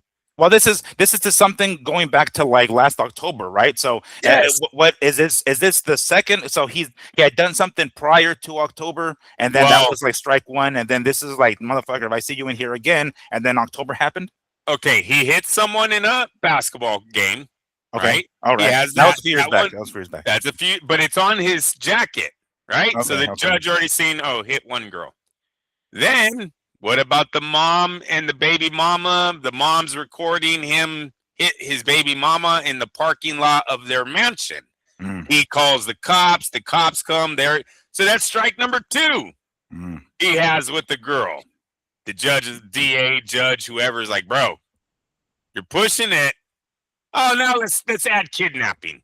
How about that charge? Huh? How's that feel, Miguel? Kidnapping. let's add that to the fucking list. Yeah, it could be a sense where Gervonta already knows he's going away for 2. I say 2 years. He'll do 18 months, I think, on that, and that'll be that. And then maybe he'll be back to fighting at 31, 32 years of age. But it could be where this is a lot more serious than we're joking around because we always think that he's just going to pay the accuser off and walk away. 3 strikes, you're out maybe on this one. And that's why he's fleeing to another country. Damn. Well, hopefully he doesn't get to that degree, but we all want to see him return, to the boxing ring because of how exciting he is, and of course defend his WBA belt. So hopefully that happens, and to some degree he can still salvage that, right? Because the direction that he's going, it doesn't look like he's gonna. And at his age, I'm not sure how much time he's got left to really continue to make an impact. But it's gonna be one of those kind of careers, I guess, right? The could have gone further, but for reasons beyond our comprehension, they didn't go any further. Okay, is it the connection to Floyd Mayweather? Could be. Is it? I mean, that would make sense. It's ZUFFA Boxing trying to do what they did with the UFC. It's Floyd saying, "Look, dude, look at the formula. It works. Follow this formula, Holmes. Fight in-house guys for PBC, and you'll be me." He's like, "Fuck yeah, cool." Then he gets to that point where it's not happening. It's like, "Yo, now what? I'm 31, homie." If you hit him in the back of the head so it don't bruise. Kind of terrible advice, right? That's terrible to say, and you're supposed to be the CEO of a company. Come on, man. Yeah, their hair will cover it up. Their hair will cover it up. So just clock them there. Just pretend you're in a clinch. And now your client has a history of being abusive to women. Go figure. Yeah. And Floyd himself is not exactly on best terms, or at least not law wise, but going broke wise, I guess that's the word, right? So so much for being the example. I guess it was fun while it lasted. Did you see the awkward interaction Floyd had with Eddie, where Floyd basically begged Eddie to tell people he wasn't broke? Did you see that this week? No, I saw the one clip of him putting on that like really expensive chain on that lady at some, I don't even know what country he was in. That one, right? You see that shit? And I saw a video of it. Is like, wow, this motherfucker is. I don't even know. Was he gifting that amount? Was he gifting that chain to that person? I don't even know how that person was. I was looking and I was like, what? I don't understand what's going on here. But that's the last video that I've seen of Floyd. I have money. She thought Floyd was just an employee and didn't even know who he was. Oh no, dude! She probably tried to offer him a tip, and he was like, "What? What?" She's like, "Very good. No, you do good." Yeah, it's like, hey, where's your tray? Where's your tray of appetizers and hors d'oeuvres? What the fuck's this?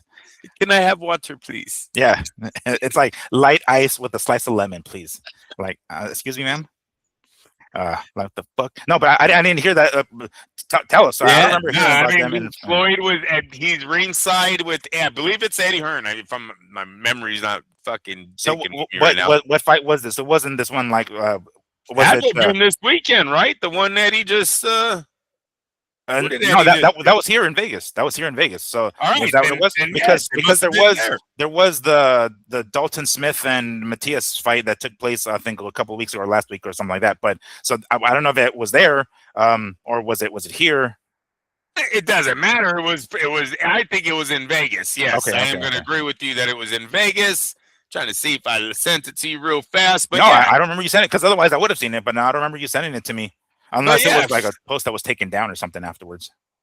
But yeah, fucking Floyd basically is like, yeah, tell him, Eddie, tell him how I have houses and I have apartments and buildings, and you should see how Eddie Hearn's like very awkwardly like, yeah, I guess he's rich. But fuck, weird, bro, just weird. Like, just tell him I'm not broke. Oh man, no, I'm pulling up to see if I can find anything that has it. They're at a fight, or they're in a gym? They're at, oh shit, I'm gonna say at a fight. I believe they're ringside. Okay. But if you see a gym, click on the damn thing. It might be that one. But not even that, because this is going back to like January of 2025. Oh no, it's not that one. No, okay. But anyway, yeah, that I hadn't seen that. Wow, that's how the mighty have fallen, huh? Yeah, it's just not a good look for Floyd, and not a good example for Gervonta to follow either. So, yeah, Gervonta, by all means, please turn yourself in and do us all a favor, and let's stop doing this shit. All right, so that leads us to our quote-unquote reaction, I guess, to the first Mario Barrios versus Ryan Garcia press conference that took place earlier or last week. I want to say it was either Wednesday or Thursday. Holy hell, quite the shit show, man. I was watching it.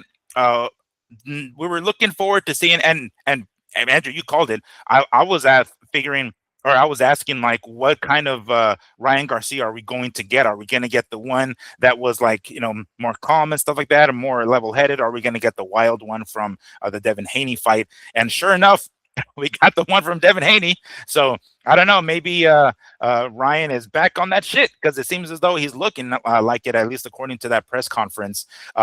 He looked like his old self, I guess, right?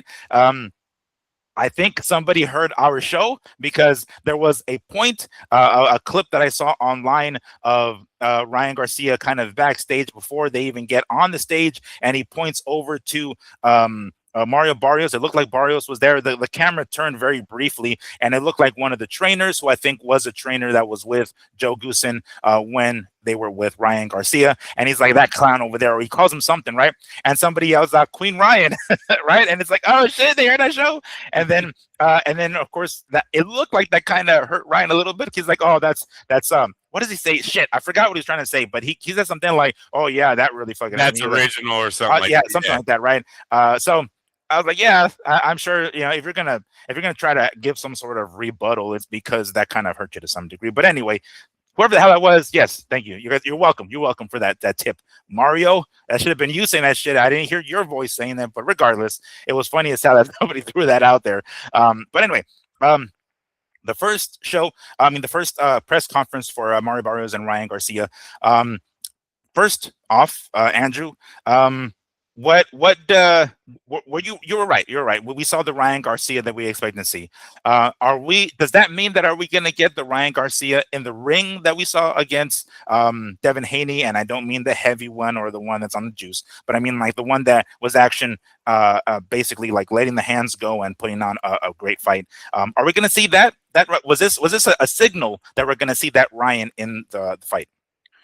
I don't know if it was a signal that we're going to see that Ryan in the fight. I do believe it was a signal that Ryan might possibly be the future WBC welterweight champ of the world, though. That's what I believe we've seen in that press conference. The lack of confidence that Mario Barrios showed on that day, just desire to win, desire to be a headliner. I mean, bro, could you be any more of a sparring partner, just sitting there smiling, have no digs, nothing. He brought nothing to that press conference. Joe Goosen with this, oh, well, what did I do? Well, I love all fighters, and I'm here to fucking train. And what the fuck, dude? Why didn't you go, no, you quit. You went down on a knee. That's why I left. Yeah, exactly. It's like that's why the fuck I left, because of this bullshit. Yeah, why didn't you call him out about being a fucking mole? You haven't seen the internet, Joe? You don't know that he called you a fucking snitch this whole time? Or was it true? Exactly. You know it was. That's why you're oh my god, great family. What a turn off. I had confidence in Joe. I had confidence in Barrios. They totally let me down. No, I think Ryan Garcia left hook knocks Mario Barrios the fuck out. Matter of fact, Oscar De La Hoya, Rafael Ruales Part 2. And who was the trainer that night? Oh, Goosen. Oh, Goosen was with the Ruales for a very long time. Damn. It's gonna be ugly, Joe, but I see it happening all over again. Do you think Joe's gonna have those like flashbacks the way that dude from fucking the Water Boy, right? That was wearing high heels, and he's like, I hate him. He's gonna have one of those kind of flashbacks, right? Of like back then the IBF lightweight championship with Rafael Ruelas getting stopped in 2 or 3 rounds by Oscar De La Hoya, the golden boy for the IBF belt. Anyway, yeah. I wonder if he's going to have those kind of flashbacks. Maybe he already was having those kind of flashbacks, according to what we saw on that first press conference. I definitely look, man. Had Barrios done just a little bit more in that Pacquiao fight, he would have gotten the fucking victory. He just needed to get that extra. We didn't see that from Mario this time. Now, I'm not saying that Mario should be doing the same kind of outlandish tactics that Ryan Garcia is doing. I'm not saying be a complete clown like that, but stick up for yourself, bro. He kind of sort of, yeah, sell the fight. I mean, look, I get it. These guys are going to say what the hell they're going to say to try to get the fight to sell, right? And really, they aren't just doing that. They're also doing that so they can get in the head of their opponent, so they can win that first fucking round. You know what I mean? Miguel, he literally threw something at Barrios' face, bro. Yeah. What the fuck? Barrios doesn't even get up. I'm telling you, Barrios, that was really disappointing. That was a real disappointing show. To let some punk, Ryan Garcia ain't nothing more than a punk right now in this sport. It's real talk. The guy, and it's funny how he fucking comes out and goes, "Oh yeah, the Haneys, they keep saying the bad drug test is why they lost. They're trying to erase the win." You fucktard, they've erased the win. What the fuck are you talking about? There is no win. The fight, it didn't happen. They didn't side with you. And from what Haney says, you pled guilty. Mm-hmm. He's a punk. The fact that Mario lets a fucking kid like that bully him around when a guy like Rolly Romero beat his ass. I got no confidence in Barrios. Now look, hopefully I'm wrong. Hopefully fight night Barrios comes up with some balls. Acts like a fucking man. I don't know. You let someone just throw some shit in your face and you don't do nothing about it. Yeah, and it just kind of chuckled. It almost reminded me of Ryan himself when he got dropped by fucking Gervonta Tank Davis. Just kind of sits there like, oh, that's kind of funny.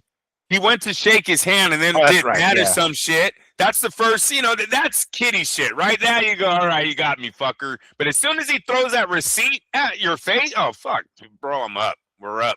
Well, I'm not saying throw blows. I'm not saying any of that, but you got to get up at that point. Throw it back, something, you know what I'm saying? Like, at least respond. Again, we're not saying Barrera Morales at the press conference throwing fucking blows and tuxedos. I'm not saying that, right? Of course, in suits, I mean, but at least make it look like, dude, I'm not no pushover, homie. Like, you don't fucking, huh?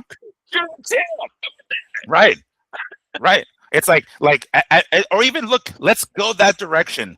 Let's have Mario, if you're listening to this, please hold that belt up and be like, look, I got this, right? You've never had this. You ain't got shit to talk, homie. I accomplished something that in your God knows how many fucking fights already you couldn't even fucking do.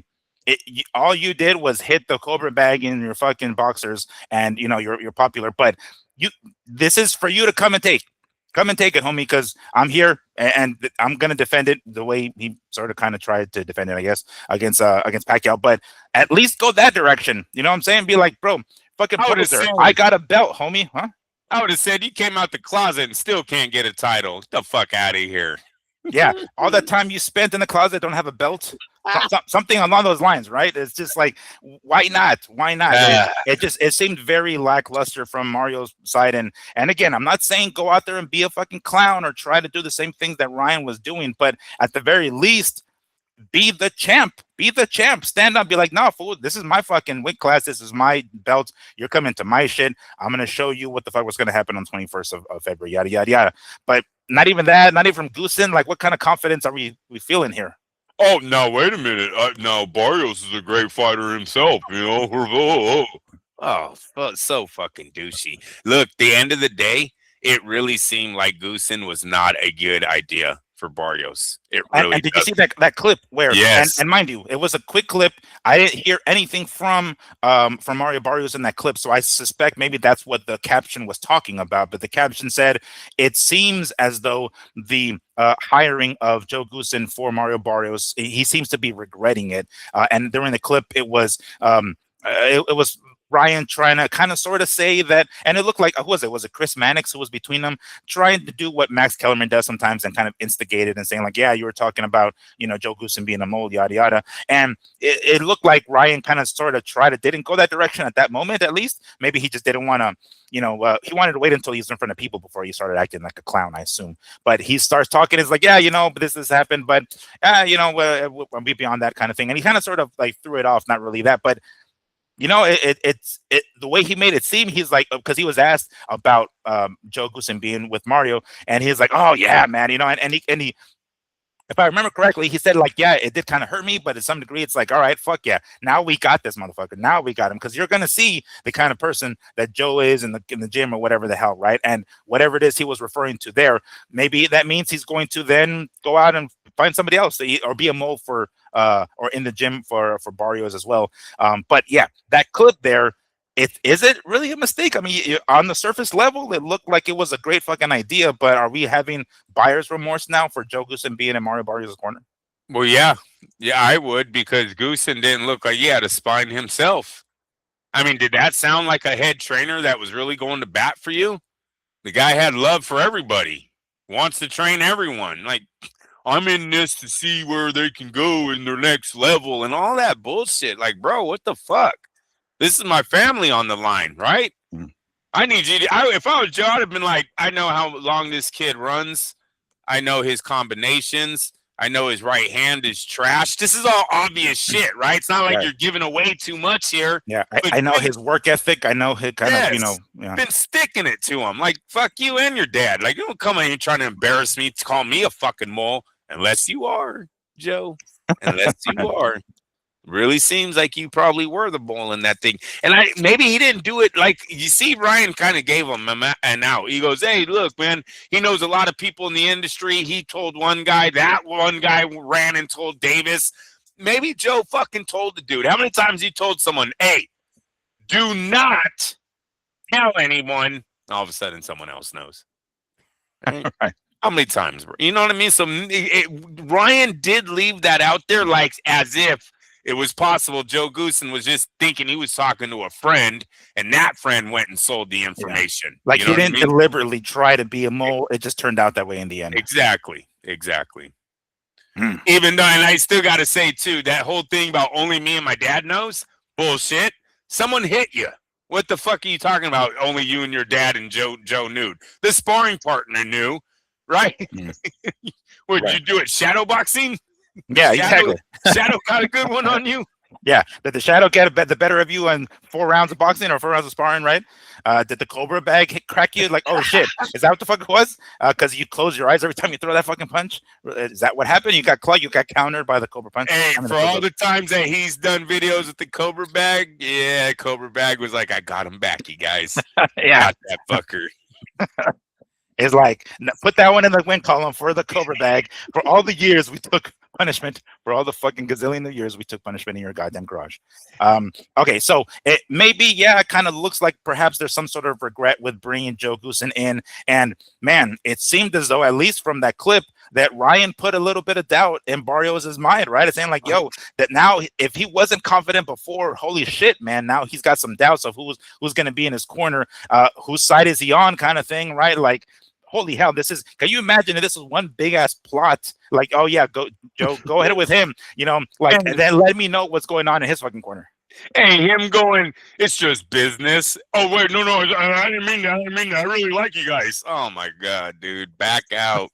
Back out. It's going to slip. It's going to slip. He's like, I'm in Ryan Garcia. I mean, Mario Barrios' corner. This coming right. And it's like already slipping. I can see the doubt in in Barrios, but is there not any confidence with the fact that Ryan isn't with another well-known trainer, like some sort of world-renowned trainer like Freddie Roach or even the Reynosos? He's got his pops there. Now, is that enough? Is that enough? Like, his dad is just going to be there, Teofimo Sr., saying, like, knock this motherfucker out already. And that's going to be enough because it's going to crack him with that left hook, which is essentially all Ryan knows, really. Is that going to be enough? If the fight plays out how I see it, it's going to be over before Barrios gets started. Barrios seems so laid back. Is he going to be up for round 1 or 2, or is he going to be getting hit with these flashy left hooks? Right? I see Garcia coming out. If Garcia hurts him, he's going to finish him. He's not going to want that fight to go any further. So it's all about how Barrios approaches this thing. But he didn't take it to Manny Pacquiao, who is 40-something years old. I don't see him taking it to. But he didn't get hurt either, really. I mean, he did. No, but I didn't have him winning. No, but I didn't have him winning that fight. I didn't. I really thought they had robbed Manny that night of becoming a champ. And I think if you go back to our show, you'll hear that when we talk. That's right. I think we did. You're right. Yeah. It was a PBC thing. Like, don't let this motherfucker get the belt. Right. Because he would have been above Floyd at that moment. Remember, we were talking about all, at some point, his accomplishments, he's going to start outweighing that one defeat you took 15 years after it was supposed to happen. So I don't have a lot of confidence in Barrios right now. Hopefully he brings but it back. Even with only his pops in Wasim's corner, like, that's enough to do the job, I guess. Yeah, the left hook is dangerous enough, especially when you have a fighter who's, he looked like he was there to take a O. That's what Barrios looked like, and I hope doesn't have that attitude, but he looks like that. His trainer definitely is there for a check. I mean, his business. I'll train anyone kind of approach. Barrios should watch out that he doesn't train his opponent next. And maybe this is what's wrong with bouncing around with trainers like that. You know what I mean? Maybe you should get with one guy and try to stick with it. You know what I'm saying? Because obviously, like, if anyone went to Derek James, he's another trainer. Robert Garcia. These are a bunch of trainers that have been floating around lately. They don't really have a stable. You know what I mean? It does seem like they've been in the corners of all the top fighters. So, Ryan Garcia is running out of options with his opponent's head trainers because he's been with so many. He's going to be saying this a lot here soon, Yeah. But I think his left hook, long story short, I think his left hook is good enough to get the job done as of this current position in the fight. All right. So that press conference was kind of a clown show. I don't know if there were people like the audience there or not, but the crowd sounded quiet as shit. There was a point where even Ryan Garcia was like, man, and he looked awkward. It was very cringe because it just seemed like the people who were in charge of this particular segment missed their cue. But he was like, I want to thank the WBC. Thank the WBC, right? He's like clapping. And that apparently was supposed to be the cue for these women to come out. Ring card girls were holding up WBC like ring cards or something like that, right? And he had to go back to the damn, like, off the side of the stage, right? To be like, hey, yo, ladies, wake the fuck up, time to go, and then finally they come out, and that was super cringe. It was so bad. The timing was terrible. Can you imagine some of those that on another performance? But it seemed so forced, and it was bad. What do you think he was trying to say with that? Like, even though I got a garbage ass record, I haven't had a win in some time. I haven't had a win in this weight class, and WBC puts me in this championship fight. Thank you, Jose Suleiman. Jose himself. Oh, I'm sorry, not Jose. Jesus, I'm doing the same thing that you're doing. Mauricio Suleiman. Mauricio has come on record and saying, hey, yo, talking about ZUFFA, specifically ZUFFA Boxing, like, we're going to be okay, guys. They ain't shit, relax, right? And then he does stupid stuff like this, where he puts Ryan Garcia in there as the title contender for this one here. Is that what that was? Is that was a slight nod? I want to say slight because it was obvious, but Ryan Garcia, is that what he was trying to do? Saying like, yeah, WBC, thank you so much for putting this. I know I don't deserve this title shot, but thank you for putting me here. Most likely, yes, he was acknowledging the WBC that he likes them, but we really never seen the end of that skit. Did you see when the girls finally do come up? He then turns to his corner again and goes, come on, whatever, and then just moves on. So somebody still wasn't paying attention in the background and doesn't come on the stage. But the three girls come on, and he's literally telling someone else, come on. And then he goes like that. The guy still don't acknowledge it, and he goes, whatever. And then he goes on to do his thing. So I don't even know what the fuck the fourth person was supposed to be doing. You know what I mean? Mm-hmm. It looked forced. It looked amateurish. It looked like he's the one calling the shots in his team. Where's your man? Manager, here we go. Big manager moment. You have them fucking girls ready. When your fighter says go, you go. Yeah. His manager dropped the ball. If he has one, it's probably his mom or dad or some shit. And she was like, I hate these bitches. No, I'm just kidding. No, she's over here talking like fucking filing their nails in the back. Like, oh shit, oh sweetheart, go, sweetheart, go. You know, like doing that kind of shit. I told you girls not to go out. Did Ryan send you girls out last night? It's like, your skirts are too long, ladies. Got to show some more legs. Come on, what's going on here? Like, what did we talk about earlier? God damn it, what was your damn script here? So yes, manager dropped the ball, or whoever they have handling his. Which I wouldn't be surprised if it is, one of his yes people around him, because I mean, if he has his pops as his head trainer, I can imagine that he's going to have. And see, that's the part that I still kind of like hard to get over, because we see it when it happened with Tyson, when he came across some issues. He had his people, his homies, basically in his corner with no, end swell, right? They had to use that damn glove or whatever in that Buster Douglas fight. Like, could that be happening here? Are we going to get some cut man who doesn't know shit about trying to stop a cut? Maybe we get some sort of accidental headbutt, and now we have ourselves a cut. It's stuff like that I'm like, yes, I don't have a lot of confidence in Barrios based off what I saw at this press conference. But at the same time, I don't even know I have that much confidence in Garcia's corner. Round one, Garcia staggers Barrios numerous times with one left hook. Garcia goes to the corner. His dad tells him how great he's doing and to keep it up. Round two, fight's over. How about that? So you never have to see his dad even have to work. All he's going to do is acknowledge that Ryan's left hook is a thing of beauty. Ryan's left hook is a thing of beauty. Barrios looks like he's there to be hit. Barrios, you got to man up, bro. I need to see way more out of you. I really do. But if you go with that Rafael Ruelas-like approach to this ring, that left hook will have you out in 6 minutes. Mark my words. Damn. And mind you, he's been down before, Barrios, right? He's gotten back up. And he continued with the fight, right? It was actually a fight that he was winning up until that point. But do you think Ryan will be able to finish him, considering that Barrios can take a fucking punch, he can get back up, and Ryan, a juiced heavy Ryan, couldn't finish Devin Haney? He had him hurt, flopping all over the fucking place, and he couldn't seal the deal. You think he does that with Barrios? He seals the deal with Barrios?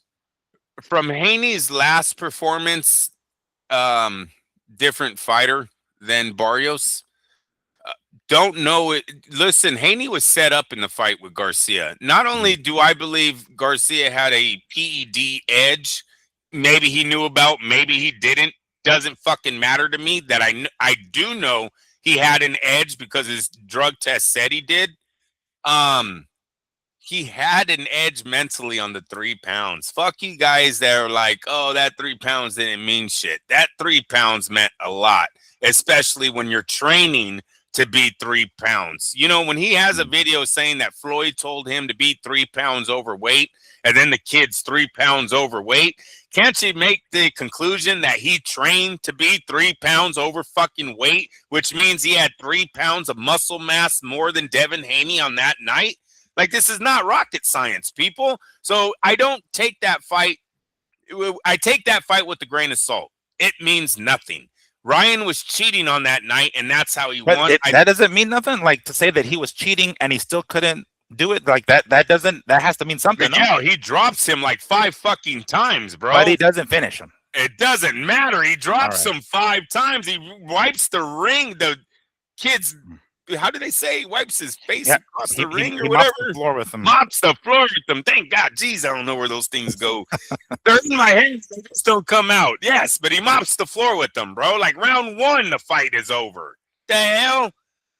You know, he was on the backside the whole night. I remember him having his little moments, but damn, every time he got hit, he was wiggling. So no, I thought Ryan was in total control. You're right. He did not ultimately get the knockout, but he had control.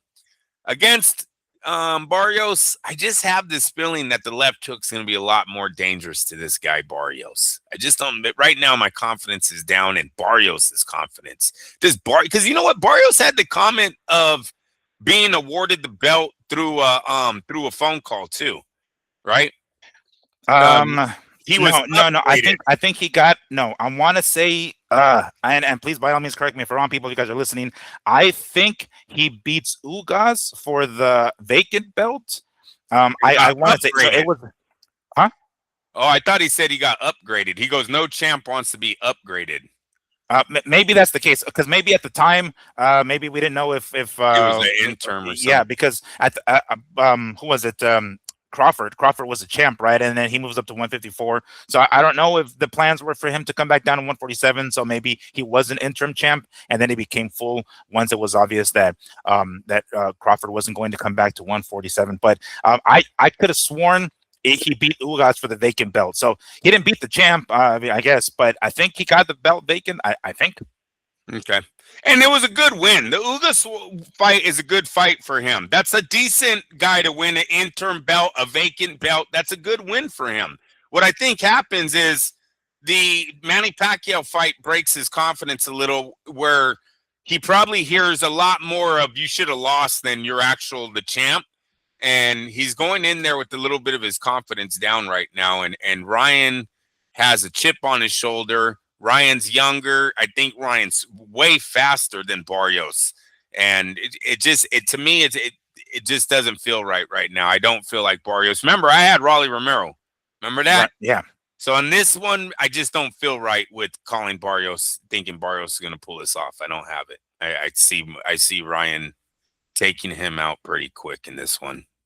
All right. And just to confirm that, when I pulled it up here, at least on Wikipedia, yes, he did beat Ugas for the interim WBC belt. He retained it, beating Fabian Maidana, and then had the 2 draws, one with Abel Ramos and one with Manny Pacquiao. So he retained the belt, the WBC, the full championship at that point because of the 2 draws. But yes, when he beat Ugas, it was for the interim WBC belt. Yeah. Okay. All right. So he has he needs more confidence, man. The guy, he needed that Manny Pacquiao fight should have been a confidence builder for him. And unfortunately it wasn't. It left him probably having more questions than answers. That being said, on the topic of confidence, taking a look at the odds for this fight, again, we are a little under a month away, so we're going to be talking about it again in more depth as the fight approaches and getting more recent and up-to-date odds. But as of right now, or at least as of yesterday that I swung by the nearby casino station, Santa Fe station, Mario Barrios plus 170, Ryan Garcia minus 200.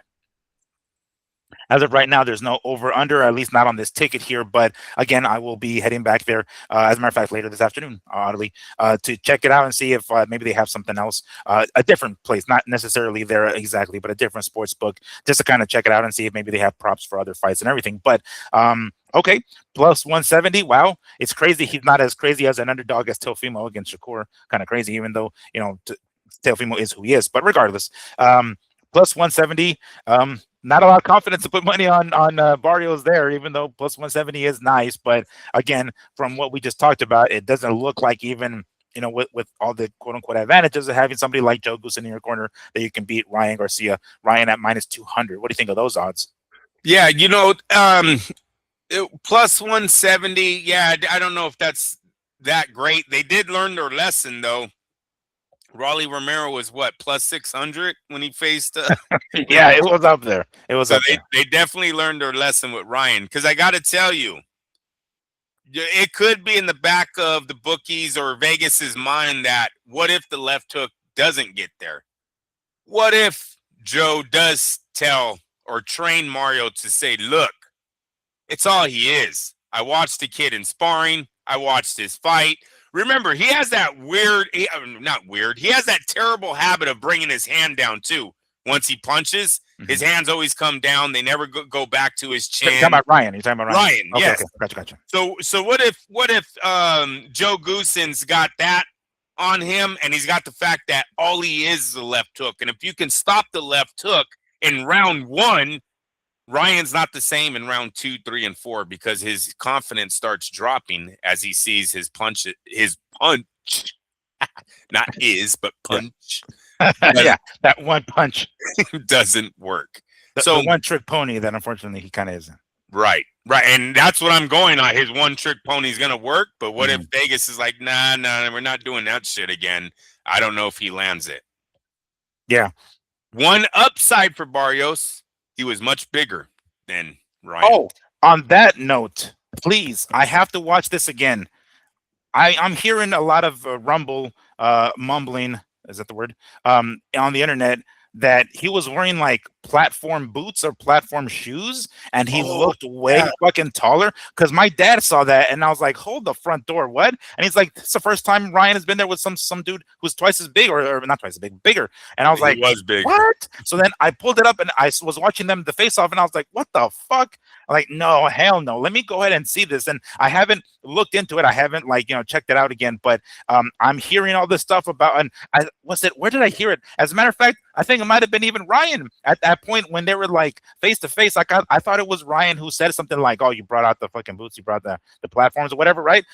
I don't know. And mind you, Barrios kind of has that, that look, right? That kind of the way he dresses that way, right? He has that look with the tattoos and stuff like that, and he has that sort of attire that he wears, kind of greaserish, kind of, I don't know, you'd call it like a punk dude, but they wear Doc Marten boots all the fucking time, right? So it's not unheard of for somebody like him to wear some fucking boots that have some platform on there. I'm gonna have to go back and look at that press conference, because when I saw them, and I should say, look at the whole thing. I got it. I'm sending it to you right now, bro. Here it comes. I don't know, dude. I'm in a little bit of I don't know if it's Ryan who's wearing them or Mario Barrios, but here it comes, bro. I got it. Boop. Boop. Go ahead and keep going. I'm sorry. That's okay. No, but that was that. When I saw that, and I was like, hold the front door. Is he really that much taller than him? When I remember seeing him against Abel Ramos, it didn't look like that was that big of a height difference.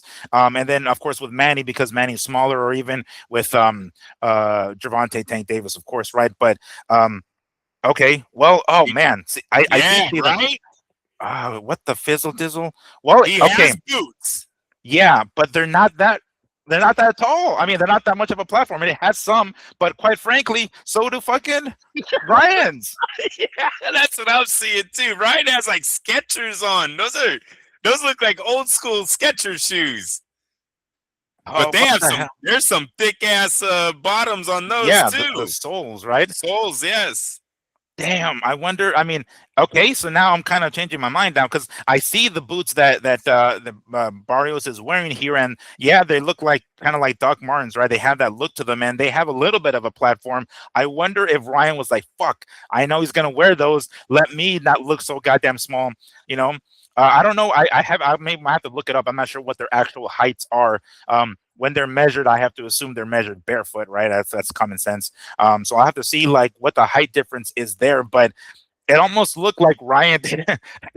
I wonder if Ryan was so like just kick back and like, I'm gonna wear some fucking flip flops. They don't have any, because he that's the kind of person he is. Like, I'm just gonna come to the press conference wearing some fucking chanclas, and then he realizes he's gonna wear some fucking the Barrio's gonna wear some boots, and he's like, yeah, let me not look like a shrimp been next to him. Let me go ahead and put on some sneakers that have a little bit of height on the sole.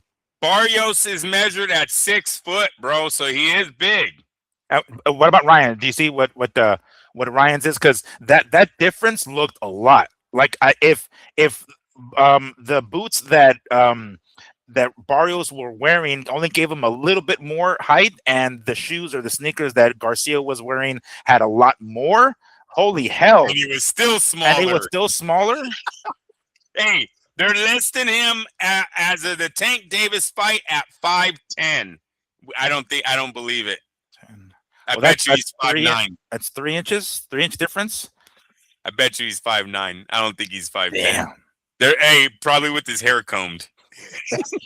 Right. Wait a minute, flip his hair to the side. Look, Yeah. do it. Give him that. What's it called? Pompadour? I forget what the hell that hairstyle is called. But anyway, wow. I know. And my dad brought it up to me. Like, dude, look at how much of a height difference there was. And I was like, hold up, Okay. Pandora. Yeah. Here's all right. Now wait a minute. Showtime pay-per-view. Gervonta Davis, Ryan Garcia have him labeled at 5'8.5". What? So we Wow, have that's a big difference, yo. Yes, it is. I'm 5'9", guys. I'm not Yeah. that fucking tall. I'm average. As a matter of fact, 5'9" is average for the U.S. The average American male. Wow. And you know what? I remember. Damn That's it. another one. Oh, geez. Okay. You're lying on Ryan. This is Raleigh Ramirez. Tail on the tape. 9. Which one is it? 5'10", 5'9", or 5'8.5"? Wow. Well, okay. So now let's take a look at Mario. Is there a bunch of discrepancies with the one against Manny and the one against Ramos? Okay, let me look up. Let me look.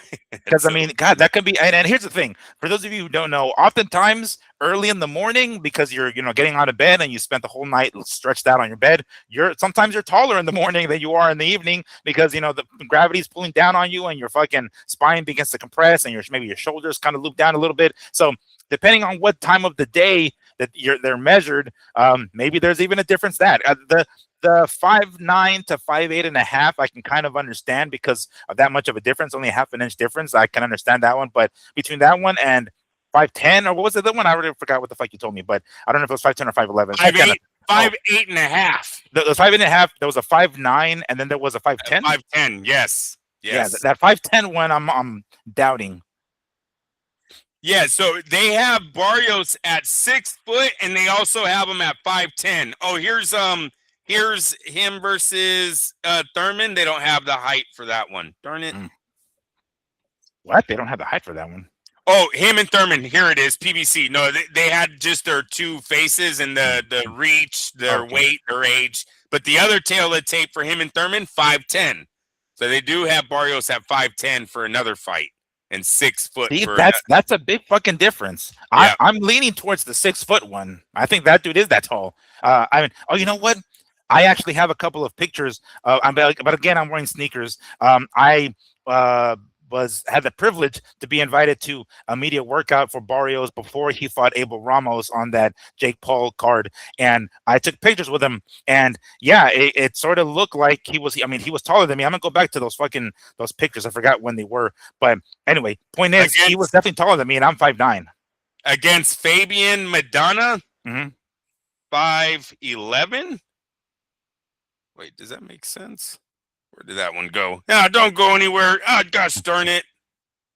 Man, well, they had another. Oh, here it is. Here it is. No, 5. No, that's Thurman. Gosh darn it. Sorry, you guys. I thought I just had one. I just had the Fabian Madonna fight, man. Well, I mean, I can't imagine it would be that much different. I mean, what was it? 6 feet, 5'11", 5'10". Here it is 5'11". Yeah. Okay. They do have 5'11" for Fabian Madonna. So what we can say is he's anywhere from 5'10" to 6 foot. Ryan's anywhere from 5'8.5" to 5'10". Significant difference in size, leaning towards Barrios. Man, so how much? Geez, how thick do you think those damn soles were on Ryan's sneakers for him to still look that small? Yeah, no doubt. Wow, that's trippy. Definitely leaning towards 5'8.5" for Ryan because he did not look big. Yeah, that definitely looks more. You know what? I found the picture here. I mean, I'll send it to you guys. I mean, I don't know if you guys can see it there, but that's me and Barrios right there.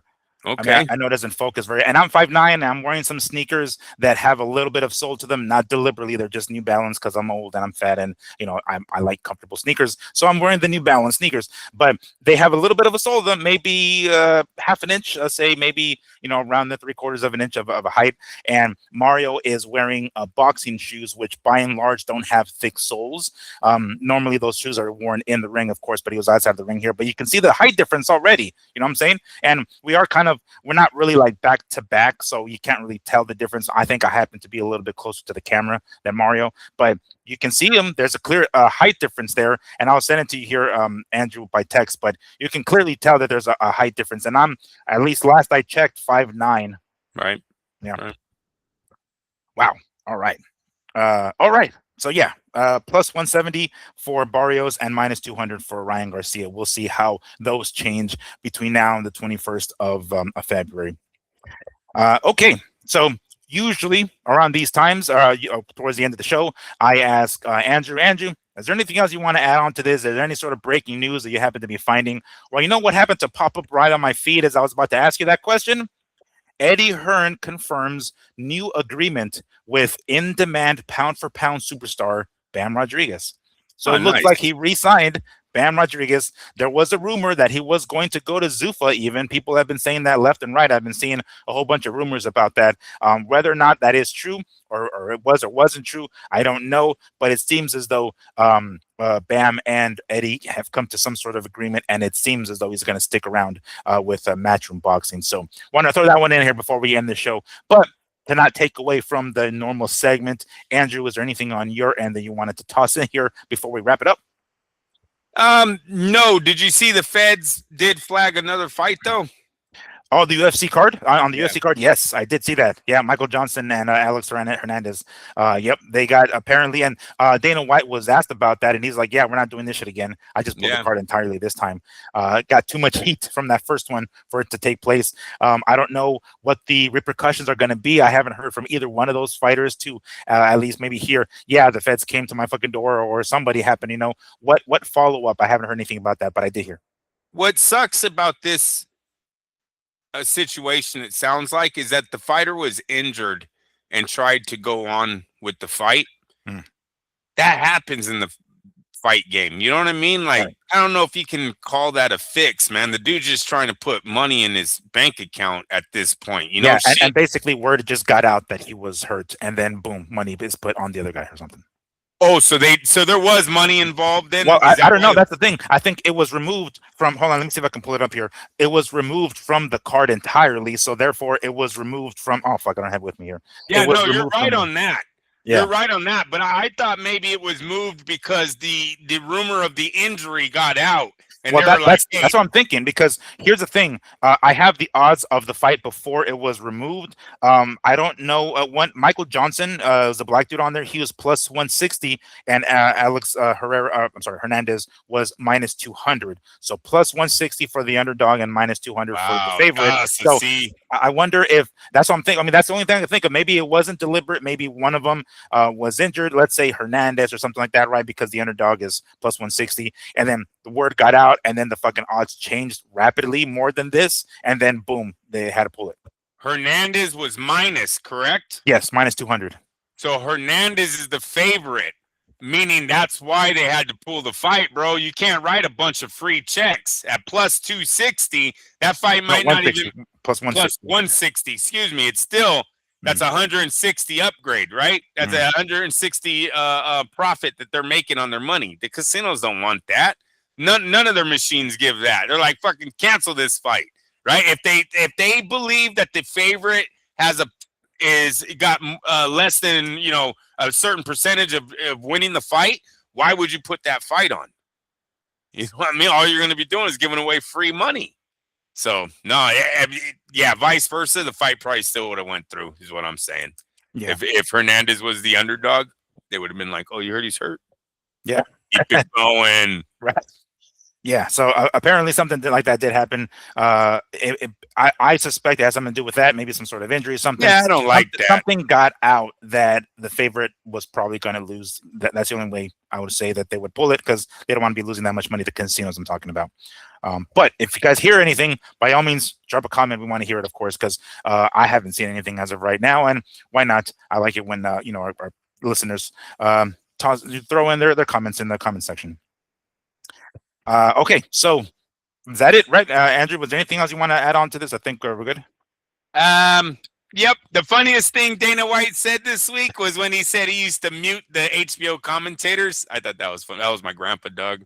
Yeah. I used to hate it, Miguel. Oh, yeah. When they used to talk bad about Chavez or say he was losing in round 7 of every fucking fight that he was ever in. Did you ever notice that? HBO had Chavez losing every fucking fight, bro. It was that guy was in the ahead on the cards. You know what I'm saying? So yeah, when he said that, I was like, all right, he watched a little bit of boxing because my grandpa used to mute the shit out of them too. Yep. Well, Dana comes from a boxing background. It's not like that's what he's saying. He wants. I mean, everybody did. Really, everybody's a fight fan. That's the reason MMA and the UFC became popular, because it's like, oh shit, we have another combat sport. All right, fuck yeah. I mean, that's why. That's what we could.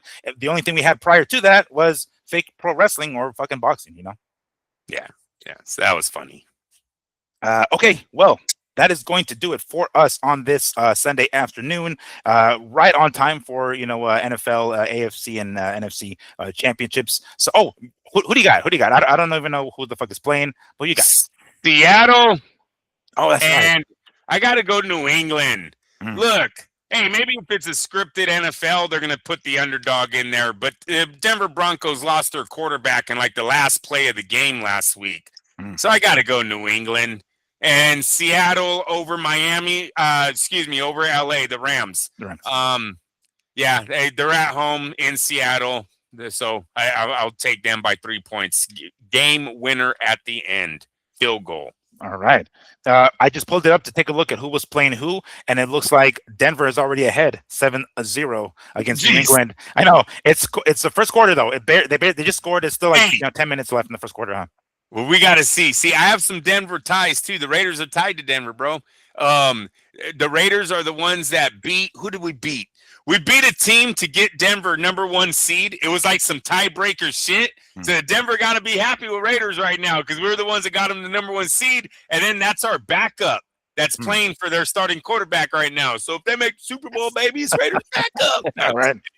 It's like, you're welcome, New England. You're welcome. Yeah, Raider fans have to find it anywhere, Miguel. We'll reach, baby. We'll reach. That's a mental gymnastics you just pulled there to at least have your hands raised for that one. Good luck.